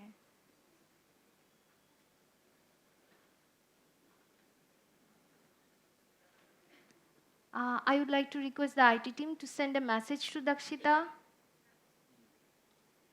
In the meantime আমি একটু আমাদের আবার in person যারা প্যানেলে আছেন আমি স্যারের কাছে একটু ফেরত আসতে চাচ্ছিলাম আমাদের সাথে আহ, পরিবার পরিকল্পনা অধিদপ্তরের মহাপরিচালক স্যার যুক্ত হতে পারেননি একটা বিশেষ কাজে তিনি আটকে গিয়েছেন তারই পরিবর্তে তিনি তার রিপ্রেজেন্টেটিভ নিরঞ্জন বন্ধু দাম যিনি ডিরেক্টর MIS DGFP-তে আছেন সুনামগঞ্জে এবং তিনি জয়েন করেছেন well I am so sorry sir Dakshita can you hear me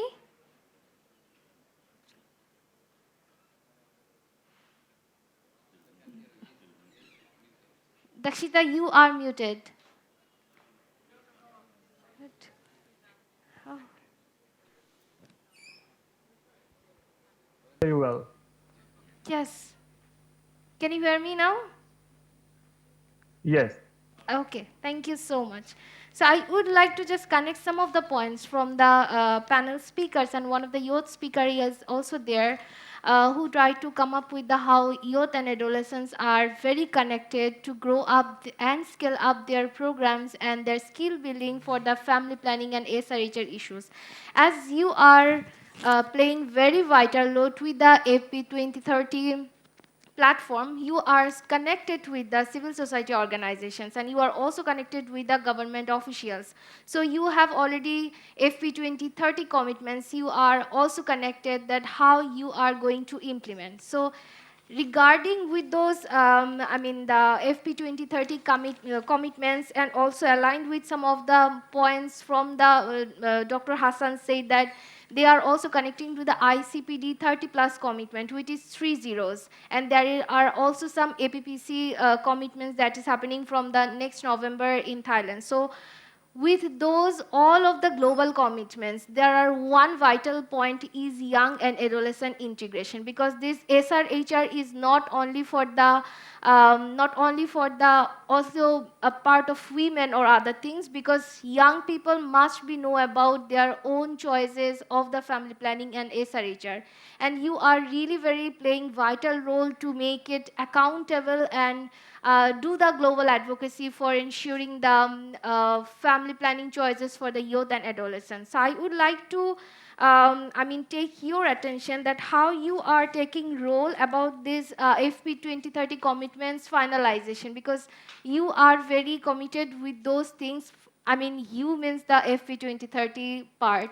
So in that case, how you are dealing with these programs and what is the right now situation and also the challenges? What is your point of view to accomplish these FP 2030 commitments? Because just after FP 2020, you have renewed some of the commitments to make it more comfortable. So how you are, the FP 2030 is taking role. So over to you, Dakshita.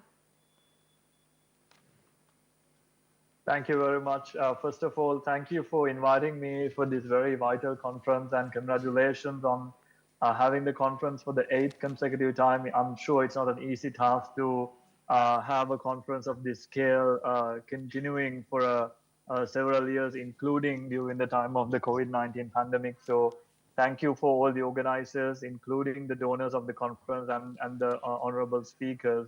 It was wonderful to hear from some of the speakers around identifying the opportunities around Bangladesh's demographic trends and how strategic and targeted investments on young people could really benefit the country in terms of achieving the sustainable development goals, but also the rights and health of young people and adolescents.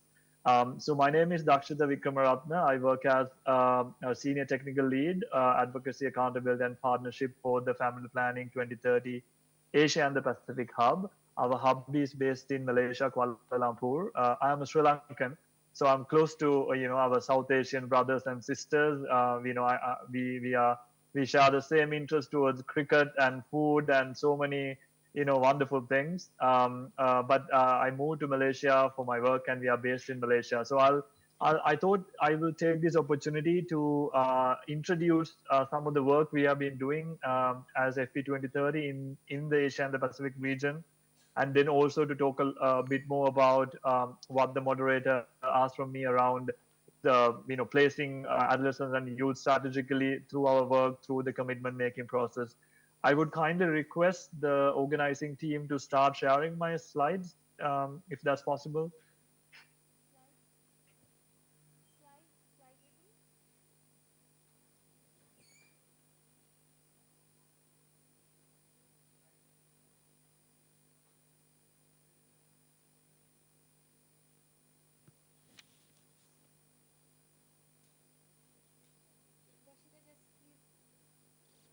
I can also start just to save the time until the slides come on screen. I think it's better to start. I'm They sure are most coming. of you are very familiar with the Family Planning 2030 partnership.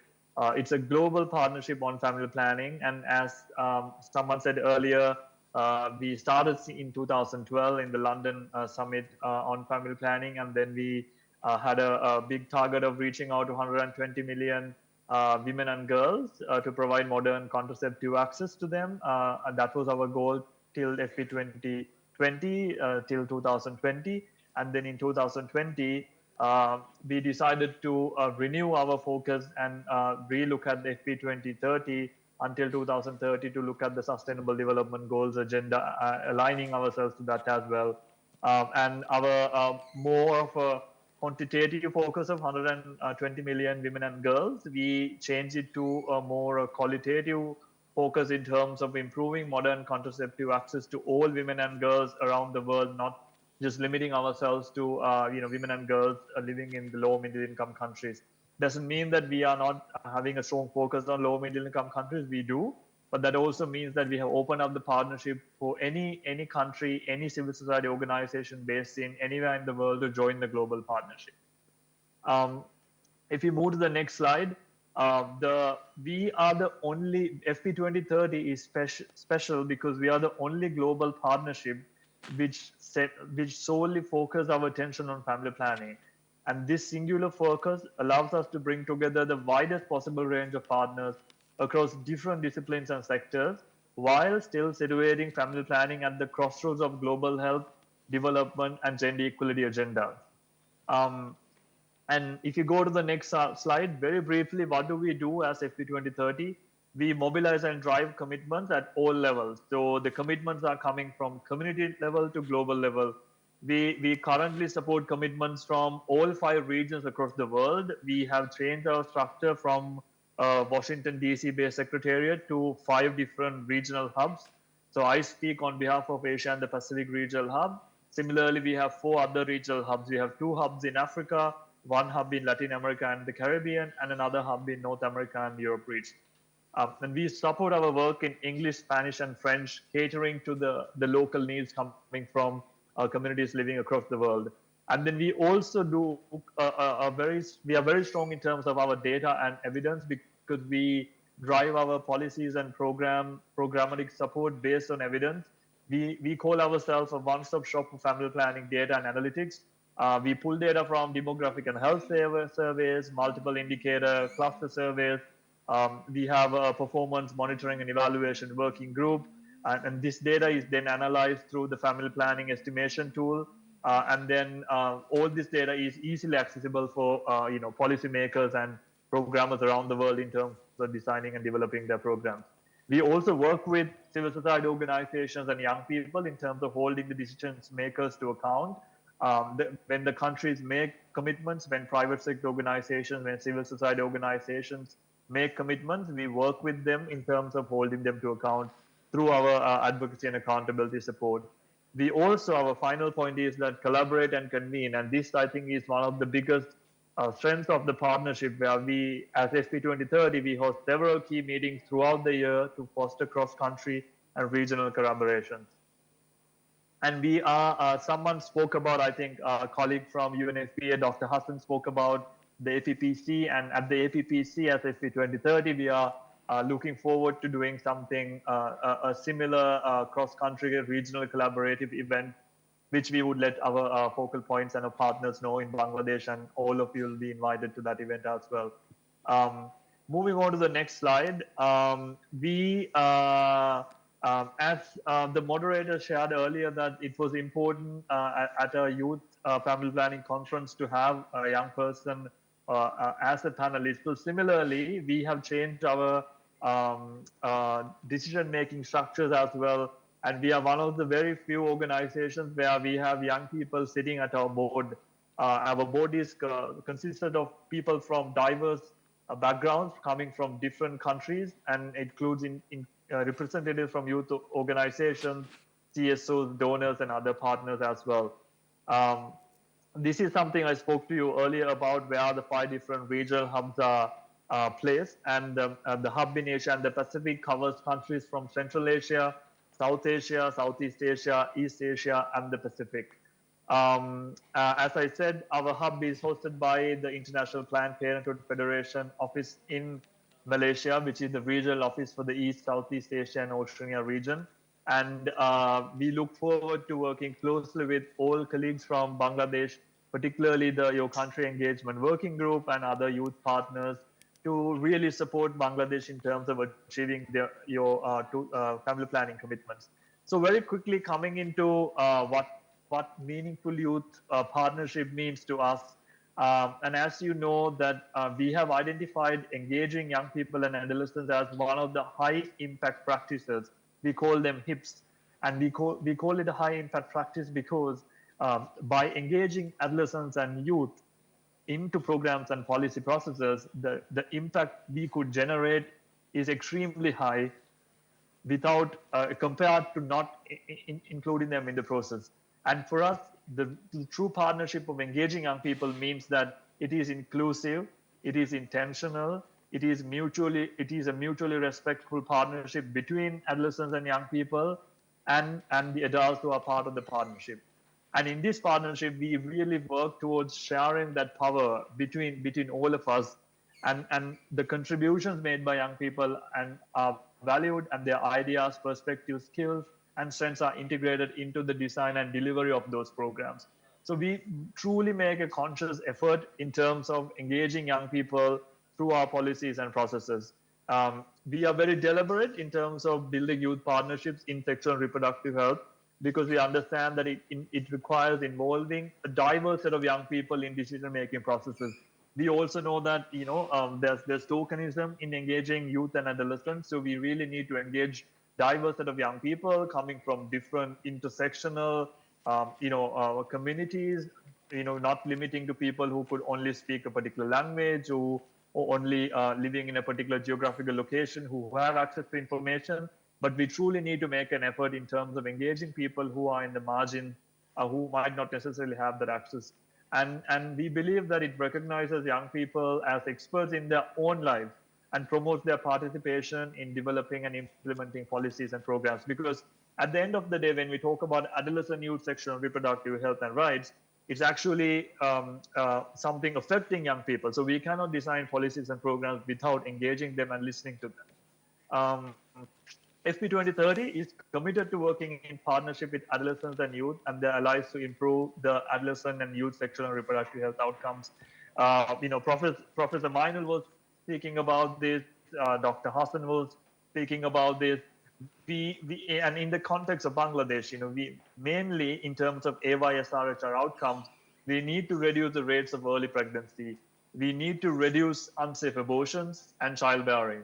So key strategies that partnership supports include improved access to and use of available health information, services, and products, including contraceptives. So we are working with our partners, and that is reflected in the commitment made by the government of Bangladesh in terms of improving access to contraceptive, improving the method mix available for youth and adolescents, and taking off the barriers youth and adolescents have in terms of accessing healthcare services, particularly sexual and reproductive health and rights, including family planning. And just to share how we have been practicing meaningful youth engagement through FP2030, over the last 5 years, we demonstrated leadership in working very closely with young people. We are one of the first organizations to directly fund youth-led organization with sizable grant. We had a rapid response mechanism for youth organization to submit the application. We received over 500 applications, and 15 grants were issued around $50,000 to $60,000 each.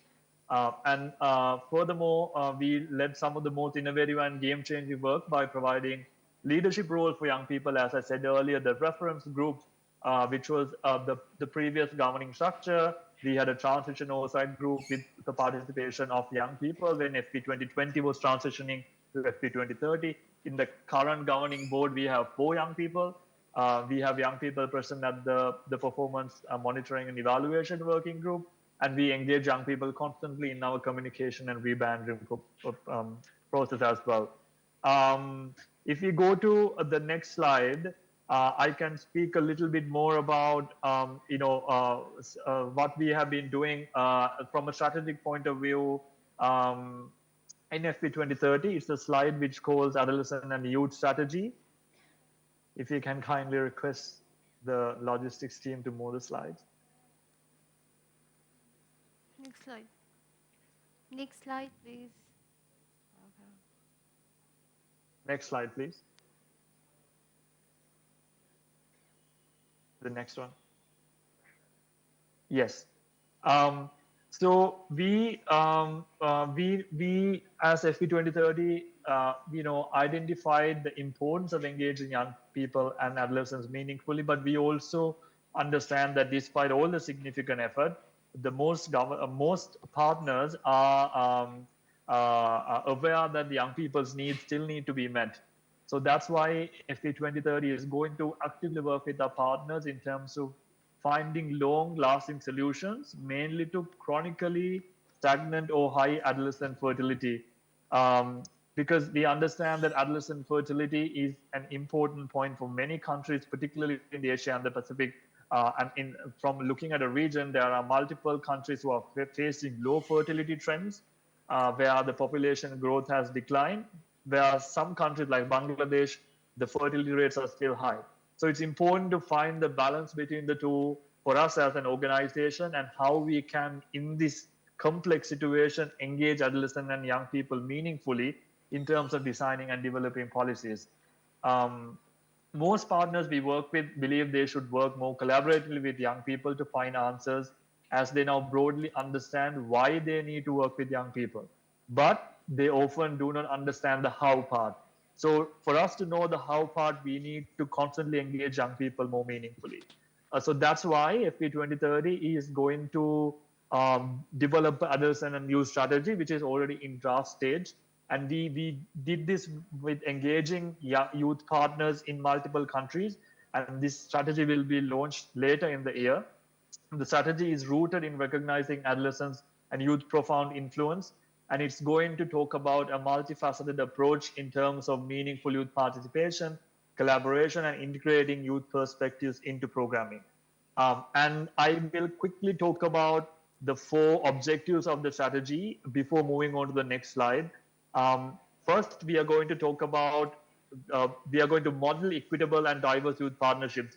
We know that youth partnerships take different forms, but what are the good examples of youth partnerships, and how can we really place them in country level, which will advance the technical expertise in social and gender norms change and youth responsive programming? Because we understand that behavioral change communication and changing of social and gender norms are important for young people.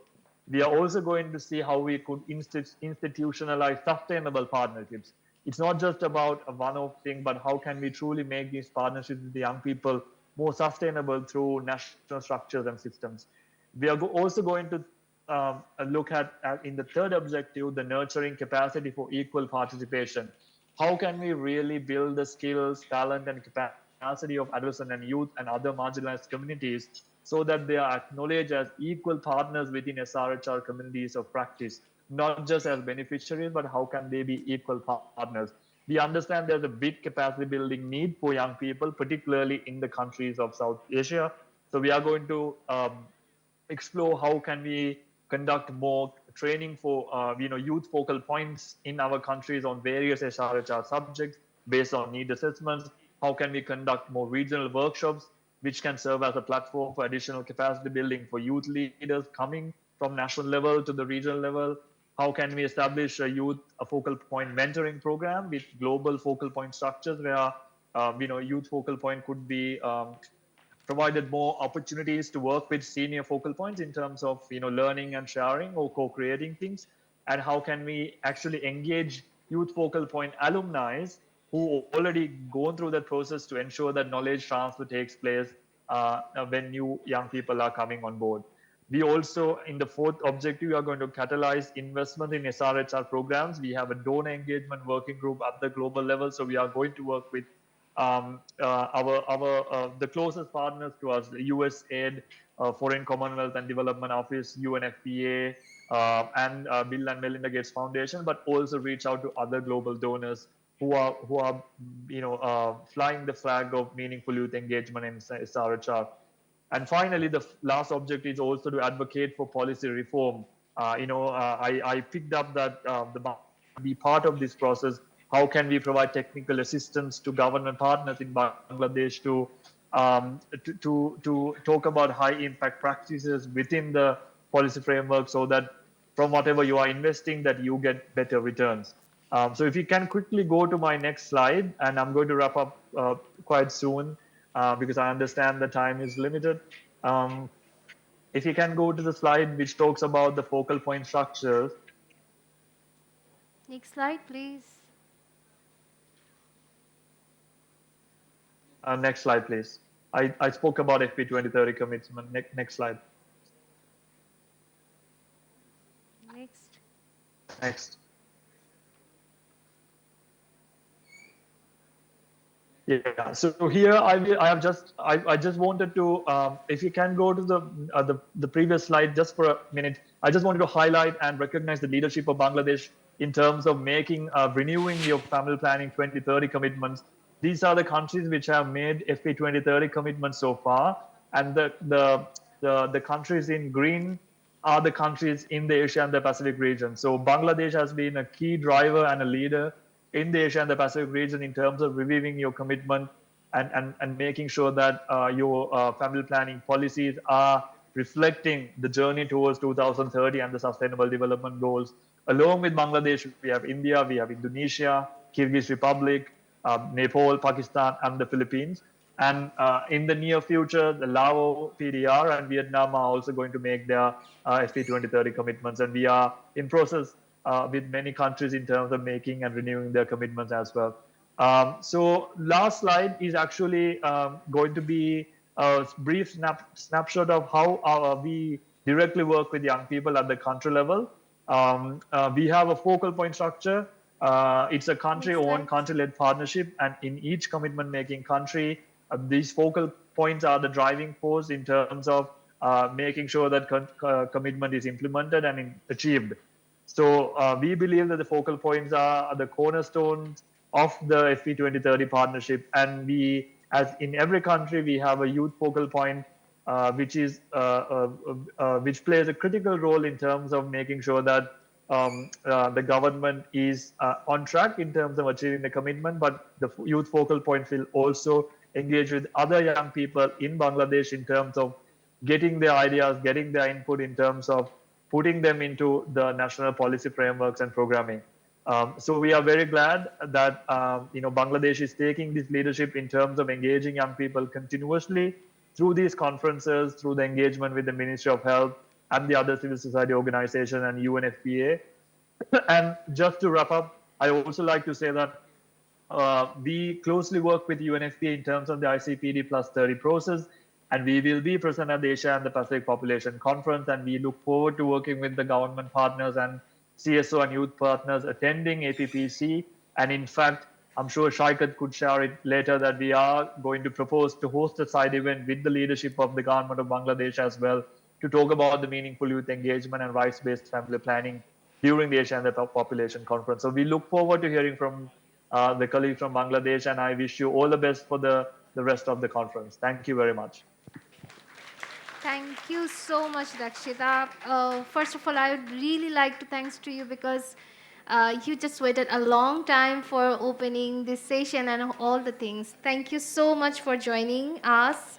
And most importantly, if we just go to our objectives of this family planning conference, the main very important components is FP 2030, because we all are not only the government or FP 2030 platform, rather than the civil society organizations are really very connected with this global commitment. So we all are working very united that can make impact very visual, so that we can also connect the undivided things and the failure things and make it more improve in everywhere, not only in the grassroots levels, but also in the global platform or throughout the global advocacy or those things.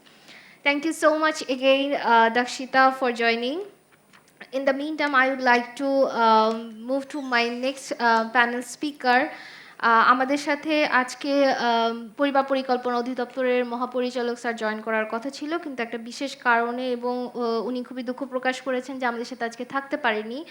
তার পরিবর্তে তিনি একজন পরিবার পরিকল্পনার representative হিসেবে আমাদের সাথে director sir নিরঞ্জন বন্ধু দাম, যিনি সুনামগঞ্জে কাজ করছেন এবং আমি যদি ভুল না হয়ে থাকি আমাদের সাথে জয়েন করেছেন।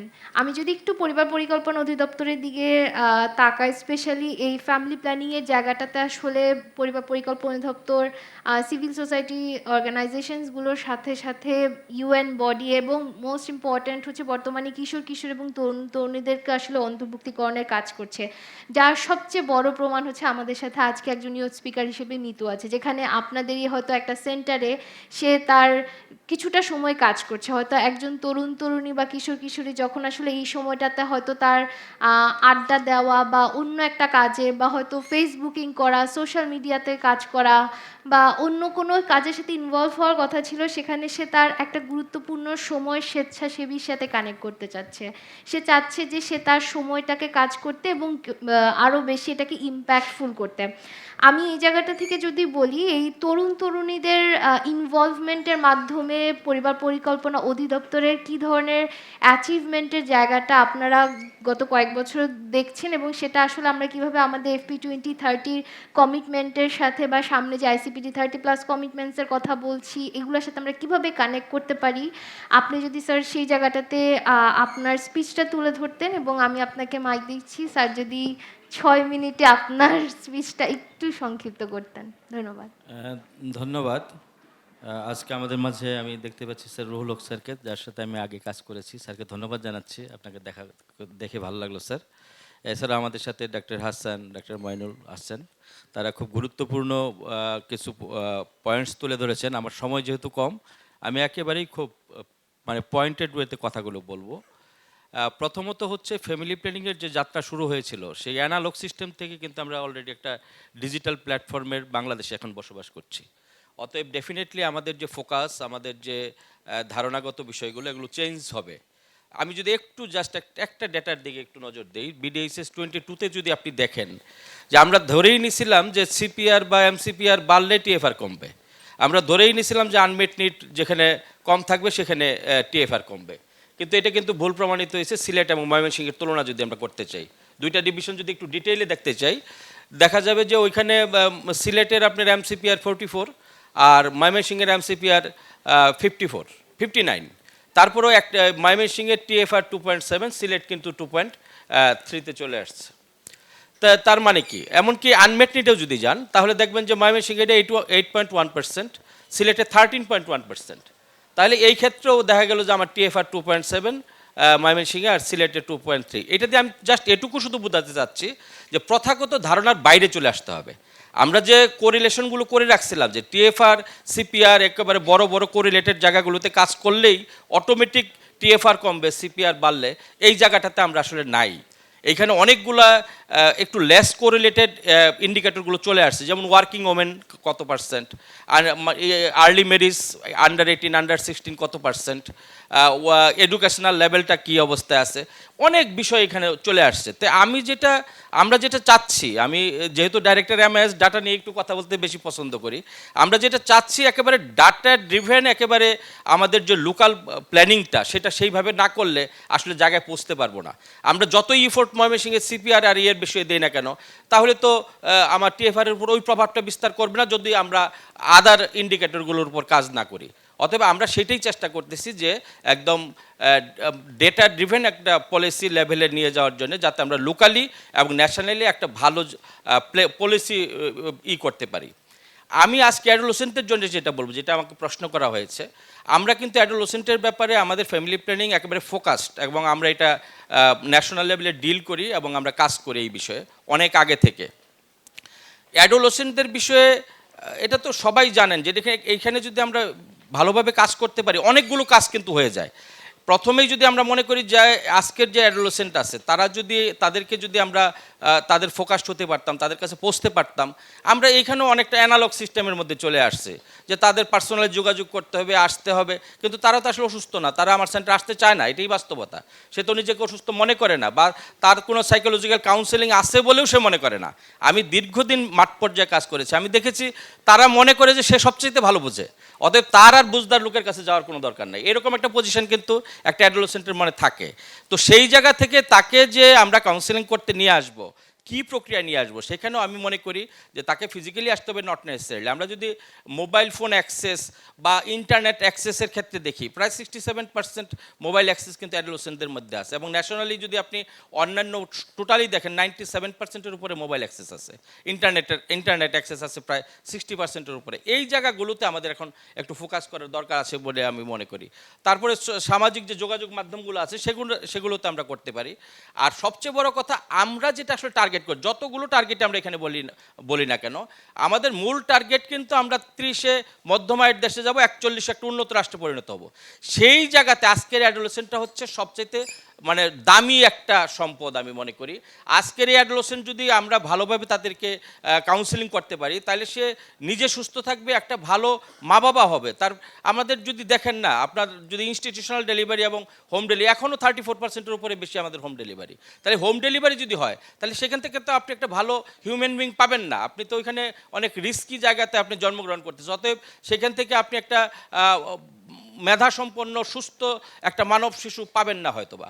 সেই ক্ষেত্রে ইনস্টিটিউশনাল ডেলিভারির ক্ষেত্রেও দেখেন, যারা ইনস্টিটিউশনে আসতেছে এবং তাদের মধ্যে সিজারিয়ান সেকশন 44%। অতএব এগুলো বিবেচনা করে আমার কথা হচ্ছে যে এই জায়গাগুলোতে যদি বিবেচনা করে আমরা অ্যাডোলেসেন্টদেরকে আমরা যেভাবে ফোকাস করতেছি, আমরা যদি সেটা করতে পারি, তাহলে তারা যদি ইনস্টিটিউশনাল ডেলিভারি করে এএনসি 4-4টা যে কোয়ালিটি এনসি যদি নিতে পারে, এবং সেটার হার কিন্তু 18%-এর বেশি না, 4টা কোয়ালিটি। অতএব প্রায় 82% কিন্তু আমাদের কোয়ালিটি এনসি পাচ্ছে না। এই জায়গাগুলো যদি আমরা করতে পারি, তাহলে যে মানব শিশুটা আমরা পাবো আলটিমেটলি এই অ্যাডোলেসেন্টদের কাছ থেকে, তারাই হবে সেই রকমের দক্ষ এবং সুস্থ ব্যক্তি, যারা আমাদের দেশটাকে 41 সালে আমাদের এই $12,000 ইনকামের উপরে যে আমাদের দেশটা হবে উন্নত রাষ্ট্র পরিণত, সেই জায়গায় পৌঁছাবে। যেহেতু আমার সময় কম, অনেক কিছু বলার ছিল, আর আমাকে যেগুলো পরামর্শ দেওয়া হয়েছে অবশ্যই আমি ডি স্যারের সাথে সেই বিষয়গুলো নিয়ে কথা বলবো। ধন্যবাদ সবাইকে।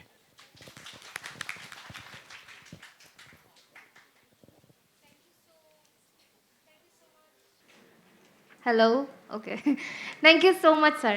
আমি যদি একটু লাস্টে কানেক্ট করার চেষ্টা করি, স্যার যেটা বলছিলেন এবং মিতুর কিছু হচ্ছে অনুরোধ ছিল যে বিষয়গুলো যদি পরিবার পরিকল্পনা অধিদপ্তর থেকে একটু দৃষ্টি আকর্ষণ করা হয়। আমার মনে হচ্ছে মিতু, আপনি আপনার অনেকগুলো জায়গার অ্যান্সার পেয়ে গিয়েছেন। এছাড়াও আপনারা আসলে সেন্টারে ডিরেক্টলি কাজ করছেন, আপনাদের হাতে এখনও অনেক দূর সময় বাকি আছে। আমি বলবো যে যতবার বলবেন কাজ একটু হলেও আগাবে। সো আমাদেরকে বলতে হবে, বারবার বলতে হবে। অনেক সময় আমরা অনেক কিছু পারি না, বা করার থেকে হয়তো আমাদের বেশ কিছু ঘাটতি থেকে যায়। সেটা অনেক ধরনের জায়গা থাকতে পারে, যেটা আমরা ল্যাক অফ রিসোর্স বলি, যেটা আমাদের হিউম্যান রিসোর্স হতে পারে বা ফাইন্যান্সিয়াল রিসোর্সের দিক থেকে একটা ঘাটতি থাকতে পারে। কিন্তু বিষয়টা হচ্ছে একটা তরুণ হিসেবে আমাকে বারবার বলতে হবে। আমি যত বলবো বিষয়গুলো তত বেশি সহজ হবে। So I would like to go to my next and my last chief guest of this panel of this Youth Family Planning Conference, Professor Dr. A.F.M. Ruhul Haq MP. I know Dakshita, you are already here, so you know you are already know that this parliamentary person is really very connected. You have already, I guess you have already met with him in the last ICPD 25+, because he is really very doing amazing for this family planning and all of these social sectors, because he is not only a physician or expert, he is a very senior parliamentarian and doing so many decision making process and power from different kinds of boards, and also making it more impactful and challenges. So I would like to go to our chief guest, sir.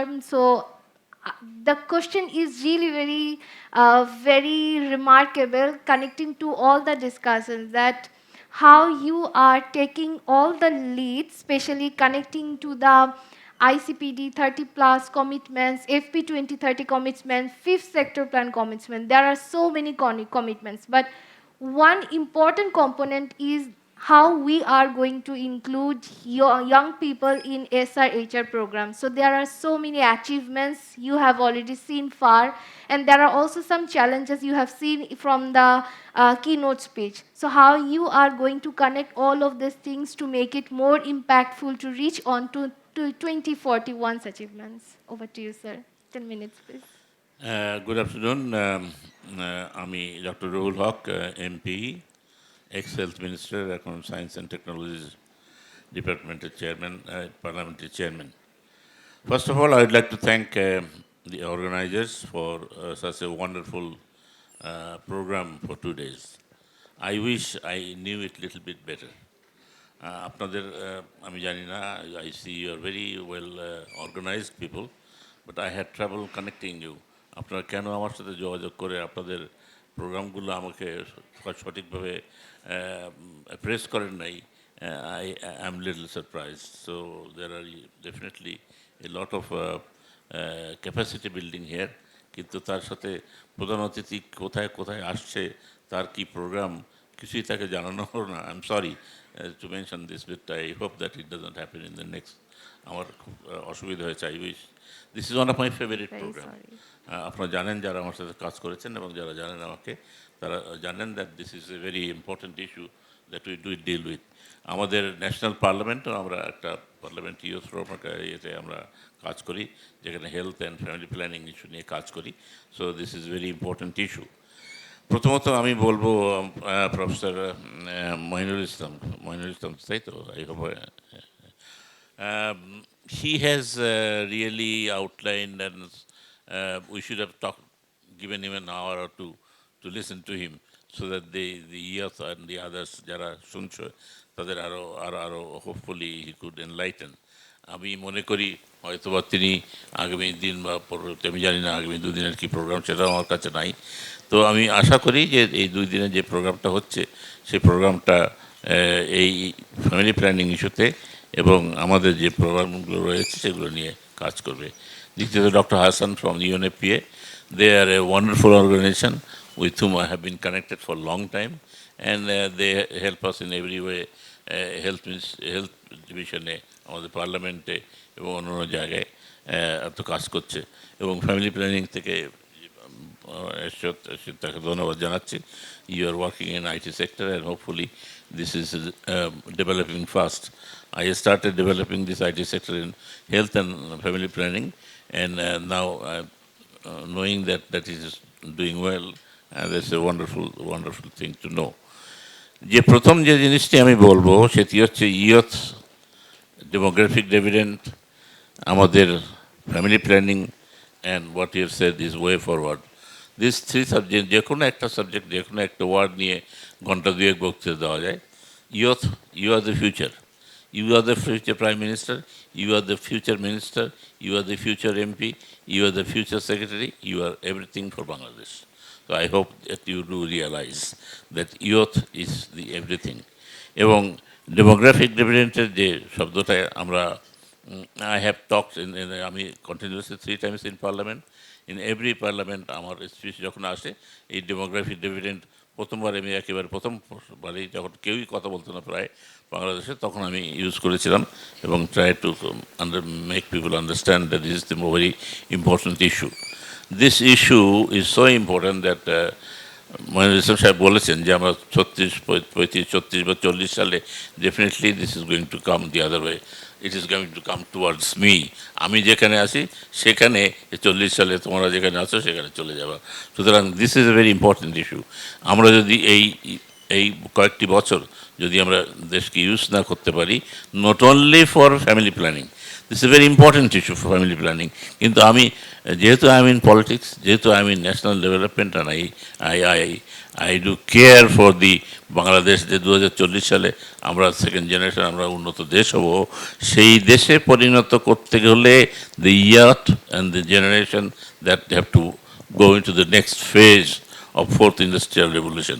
এই কথাটা family প্ল্যানিংয়ের সাথে ঠিক যুক্ত না, but I would like to say that for UNFPA, family planning, Mainul সাহেব এবং আমি মনে করি আমরা এই ইয়থদের সাথে যেখানে কথা বলি ফোর্থ ইন্ডাস্ট্রিয়াল রেভলিউশনের সাথে এবং ইয়থ ডেভেলপমেন্টের এই প্রোগ্রামগুলো কি করে কানেক্ট করা যায় এখনও সেইভাবে যেমন আমরা এখানে ডিসকাস করছি না বোধহয় এটা it should be connected and it should be discussed very well because unless we train you unless we develop you to go into the next sector of development আমরা কিছু করতে পারবো না তার সাথে সাথেই আছে এডুকেশন তার সাথে সাথে আছে হেলথ তার সাথে সাথে আছে অবশ্যই ফ্যামিলি প্ল্যানিং তার সাথে সাথে আছে unmet need and everything together কিন্তু এই জিনিসগুলা প্রত্যেকটার সাথে ইয়থ জড়িত এবং সেই ইয়থদের সাথে আমরা তাদের ডেভেলপমেন্ট যদি না করতে পারি তাদের ফোর্থ ইন্ডাস্ট্রিয়াল রেভলিউশনের জন্য আইআর যদি না শিখাতে পারি আমরা যদি নেক্সট জেন টেকনোলজি না শেখাতে পারি তাহলে কিন্তু আমার শুধু এই ফ্যামিলি প্ল্যানিং দিয়ে হবে না I am sure Monirul Islam Saheb জানেন যদিও আমাদের TFR 2.3 there I am sure all of you know that there are many places in Bangladesh this is below 2 so আমাদের মাইনাস কিছু যেমন করলাম এই এরিয়াতে আমরা কিন্তু মাইনাসে চলে গেছি যেহেতু this is average so this is 2.3 so আমাদের যে ফ্যামিলি প্ল্যানিং ভাই বলছিল যে কথাটি যে আমরা মিলাতে পারছি না যে শুধু শুধু আনমেট নিড করে দিলেই কি আমাদের শুধু TFR কমে আসবে বা অন্য কিছু হবে the only thing I believe strongly and আমার এই বিলিভ থেকে কেউ সরাতে পারবে না the only thing if you want to make family planning successful if you want to make Bangladesh successful the only thing we need is education especially মহিলাদের female এদের education level I hope that if তোমার যদি data ওখানে থাকে তাহলে তুমি সেই ডাটার সাথে এডুকেশনের একটা কোঅর্ডিনেশন করে দেখো যে কোনটা TFR এর সাথে বেশি সম্পর্কিত না ফিমেল এডুকেশনের সম্পর্কিত TFR এর সাথে বেশি সম্পর্কিত না ফিমেল এমপ্লয়মেন্টের সাথে বেশি সম্পর্কিত I hope that you will find most likely the level of education in the female sector is more important than anything else সুতরাং আমার মনে হয় এডুকেশন সেক্টরটা ভেরি ইম্পর্টেন্ট আমি সেই জন্যেই বলছি যে আমরা যত জয়ই করি না কেন আমরা ফ্যামিলি প্ল্যানিং সেক্টরে এখানে এই ইয়থদের নিয়ে যদি আজকে 2 দিন কথা হচ্ছে এখানে I would request the organisers if there is an scope to bring some speakers to how to develop them how to prepare them for the first industrial revolution এই পার্টটাও যদি এখানে স্কোপ থাকে সেটা ডিসকাস করার এই অপরচুনিটিটা নেওয়া উচিত বলে আমি মনে করি I do believe that the family planning sector has come to a staggering মানে স্টাক হয়ে গেছে 2.3-তে বা কাছাকাছি বা এই ধরনের জায়গায় খুব বেশি আমি যেখানে রেখে এসেছিলাম তার থেকে তোমরা কেন আগাতে পারছো না এই জন্য বাট আই নো আমি তো যেহেতু গ্রামে গঞ্জে ঘুরি ফ্যামিলি প্ল্যানিংয়ে ইম্পর্টেন্সটা এদের মানুষের বাড়িতে বাড়িতে যাওয়াটা availability of the drugs and etcetera probably not সেইভাবে আগে যেভাবে ছিল সেভাবে হয়তো বা নাই বা কোথাও খুব ডেফিসিয়েন্সি হচ্ছে সেই ডেফিসিয়েন্সিগুলো শুধু ওই যেটা বলছিলেন যে শুধু আনমেট নিড দিয়ে হবে না আমাদের we have to really find out how we can improve this sector. আমরা you all know very well the urban this is my কি বলবো একটা এর কাটার মতো আমার কাছে the urban health everything whether you say the maternal mortality child mortality health sector vaccination urban health is not managed by health ministry আমি চেষ্টা করেছিলাম তখন আমার মিনিস্টার সাহেব ছিলেন তাদের সাথে 2টা মিটিং করেছিলাম I still do believe health should be manage by not engineers but by health ministry শুধু health even FPA and others যারা আদার ইন্টারন্যাশনাল অর্গানাইজেশন আছে এটা কেন হেলথের থেকে আলাদা হয়ে গেছে I don't know I have no idea. Definitely, the Ministry of Health has got more capacity building, more knowledge, more expertise to manage urban health than the engineering section of the ministry.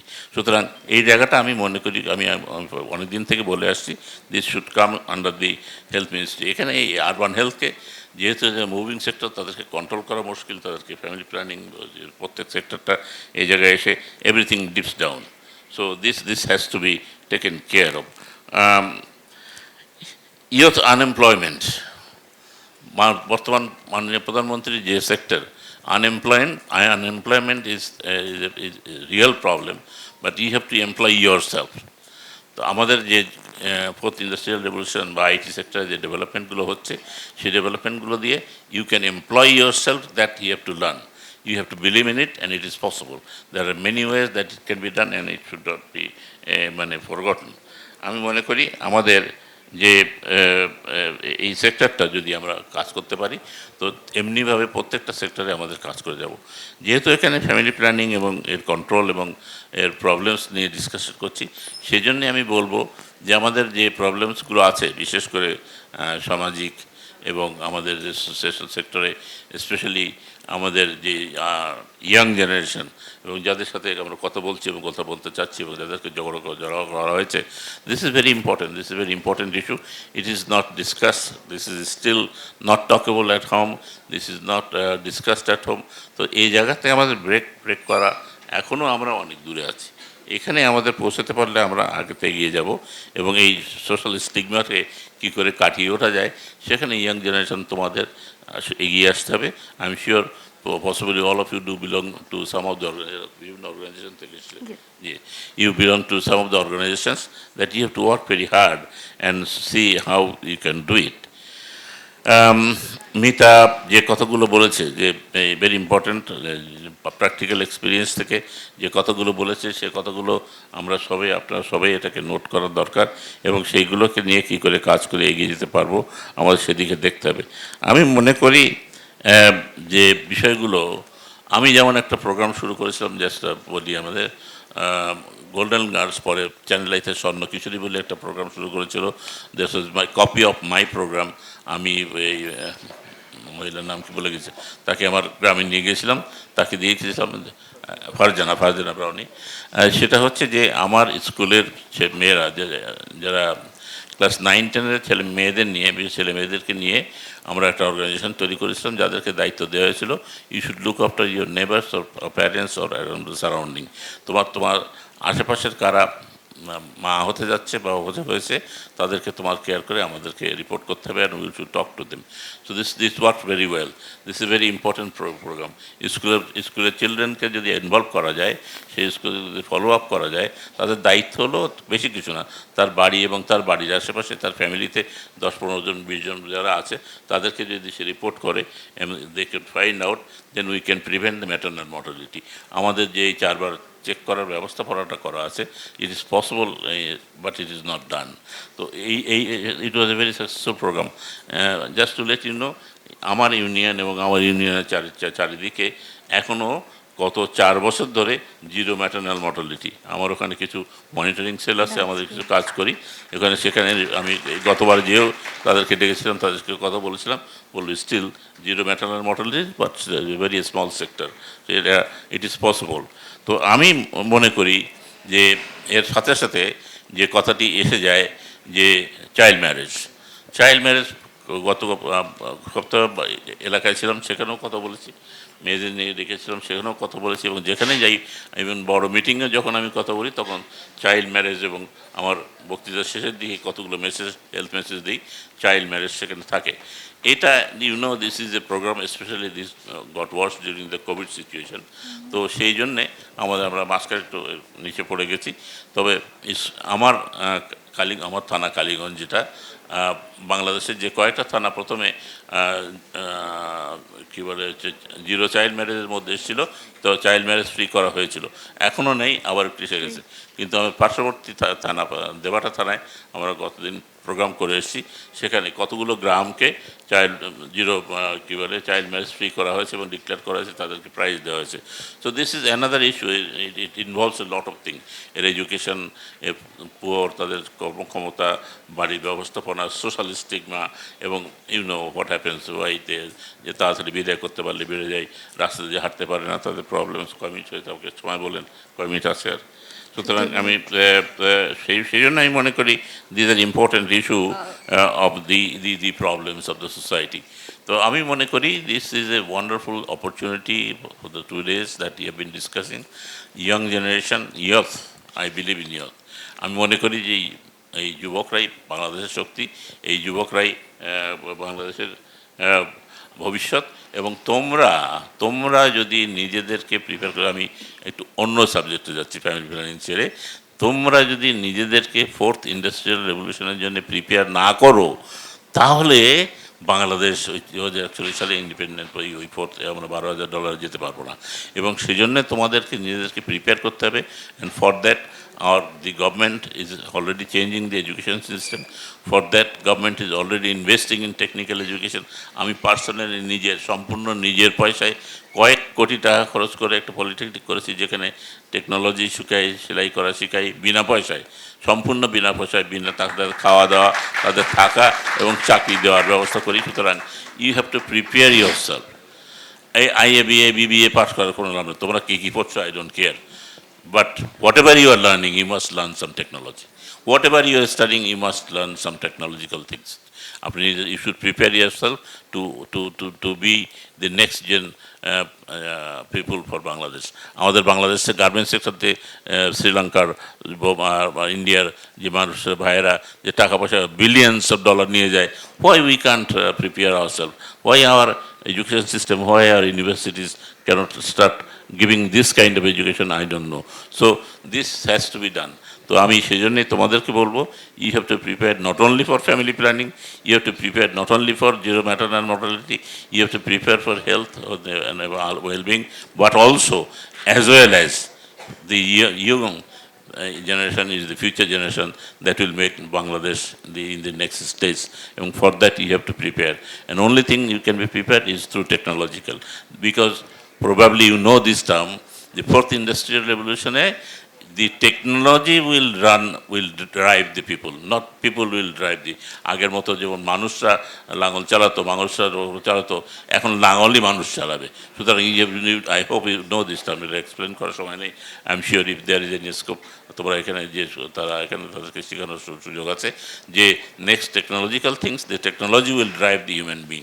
এই fourth industrial রেভলিউশনের এই জায়গায় যদি আমরা যদি নিজেদেরকে prepare করি, তাহলে আমরা আর কিছু করতে পারবো না। সুতরাং আমি মনে করি আমার সময়ের মধ্যে বিশেষ কিছু তেমন কিছু বলার সময়ের কিছু নাই। I wish I would have been better prepared if I would have known little bit more about the programme. তো আমি মনে করি still then wonderful programme. Tasnia দি আমাদের যিনি সঞ্চালক, it's a very doing very well. I would like to thank everybody that has participated. My Nepali friend or কি নাম যাকে বললো বাইরে থেকে কথা বললো কি, Dakshita. Thank you very much for being with us. I hope this program being successful, and thank you helping UNFPK. Thank you very much, and all the sponsors who have come forward to help this organization. Best wishes. জয় বাংলা, জয় বঙ্গবন্ধু। আমি মাননীয় প্রধানমন্ত্রীর সুস্বাস্থ্য এবং দীর্ঘায়ু কামনা করি, কারণ তার ব্যতিরেকে বাংলাদেশ চলবে না এবং তিনি ছাড়া বাংলাদেশ চলবে না। এই কথা বলে শেষ করছি। জয় বাংলা, জয় Bangabandhu. Thank you so much sir. এই সাথে হচ্ছে আমরা আমাদের আজকে ওপেনিং প্ল্যানারি এখানে শেষ করছি, এবং পাশাপাশি একটা মেসেজ সবাইকে দিতে চাচ্ছি। আপনাদের প্রত্যেকের ফোল্ডারে 2টা কিউআর কোড আছে, এর মধ্যে একটা কিউআর কোড হচ্ছে আপনাদের এজেন্ডা, অর্থাৎ 2 দিন ব্যাপী আমাদের কি প্রোগ্রাম হবে সব কিছু এজেন্ডা ওই কিউআর কোডে পেয়ে যাবেন। আপনারা প্লিজ সবাই ওই এজেন্ডাতে যাবেন। যেহেতু আমরা ক্লাইমেট অ্যাকশনের উপর বেশি ফোকাস করছি, আমরা আমাদের এনভায়রনমেন্টকে রক্ষা করতে চাচ্ছি, সে কারণে আমরা অতিরিক্ত পেপার কপি বা প্রিন্টিংয়ের জন্য একটু সবাইকে ডিসকারেজ করছি, বাট আপনাদের কাছে এজেন্ডাটা সবার কাছে পেয়ে যাবেন কিউআর কোডে। So thank you so much.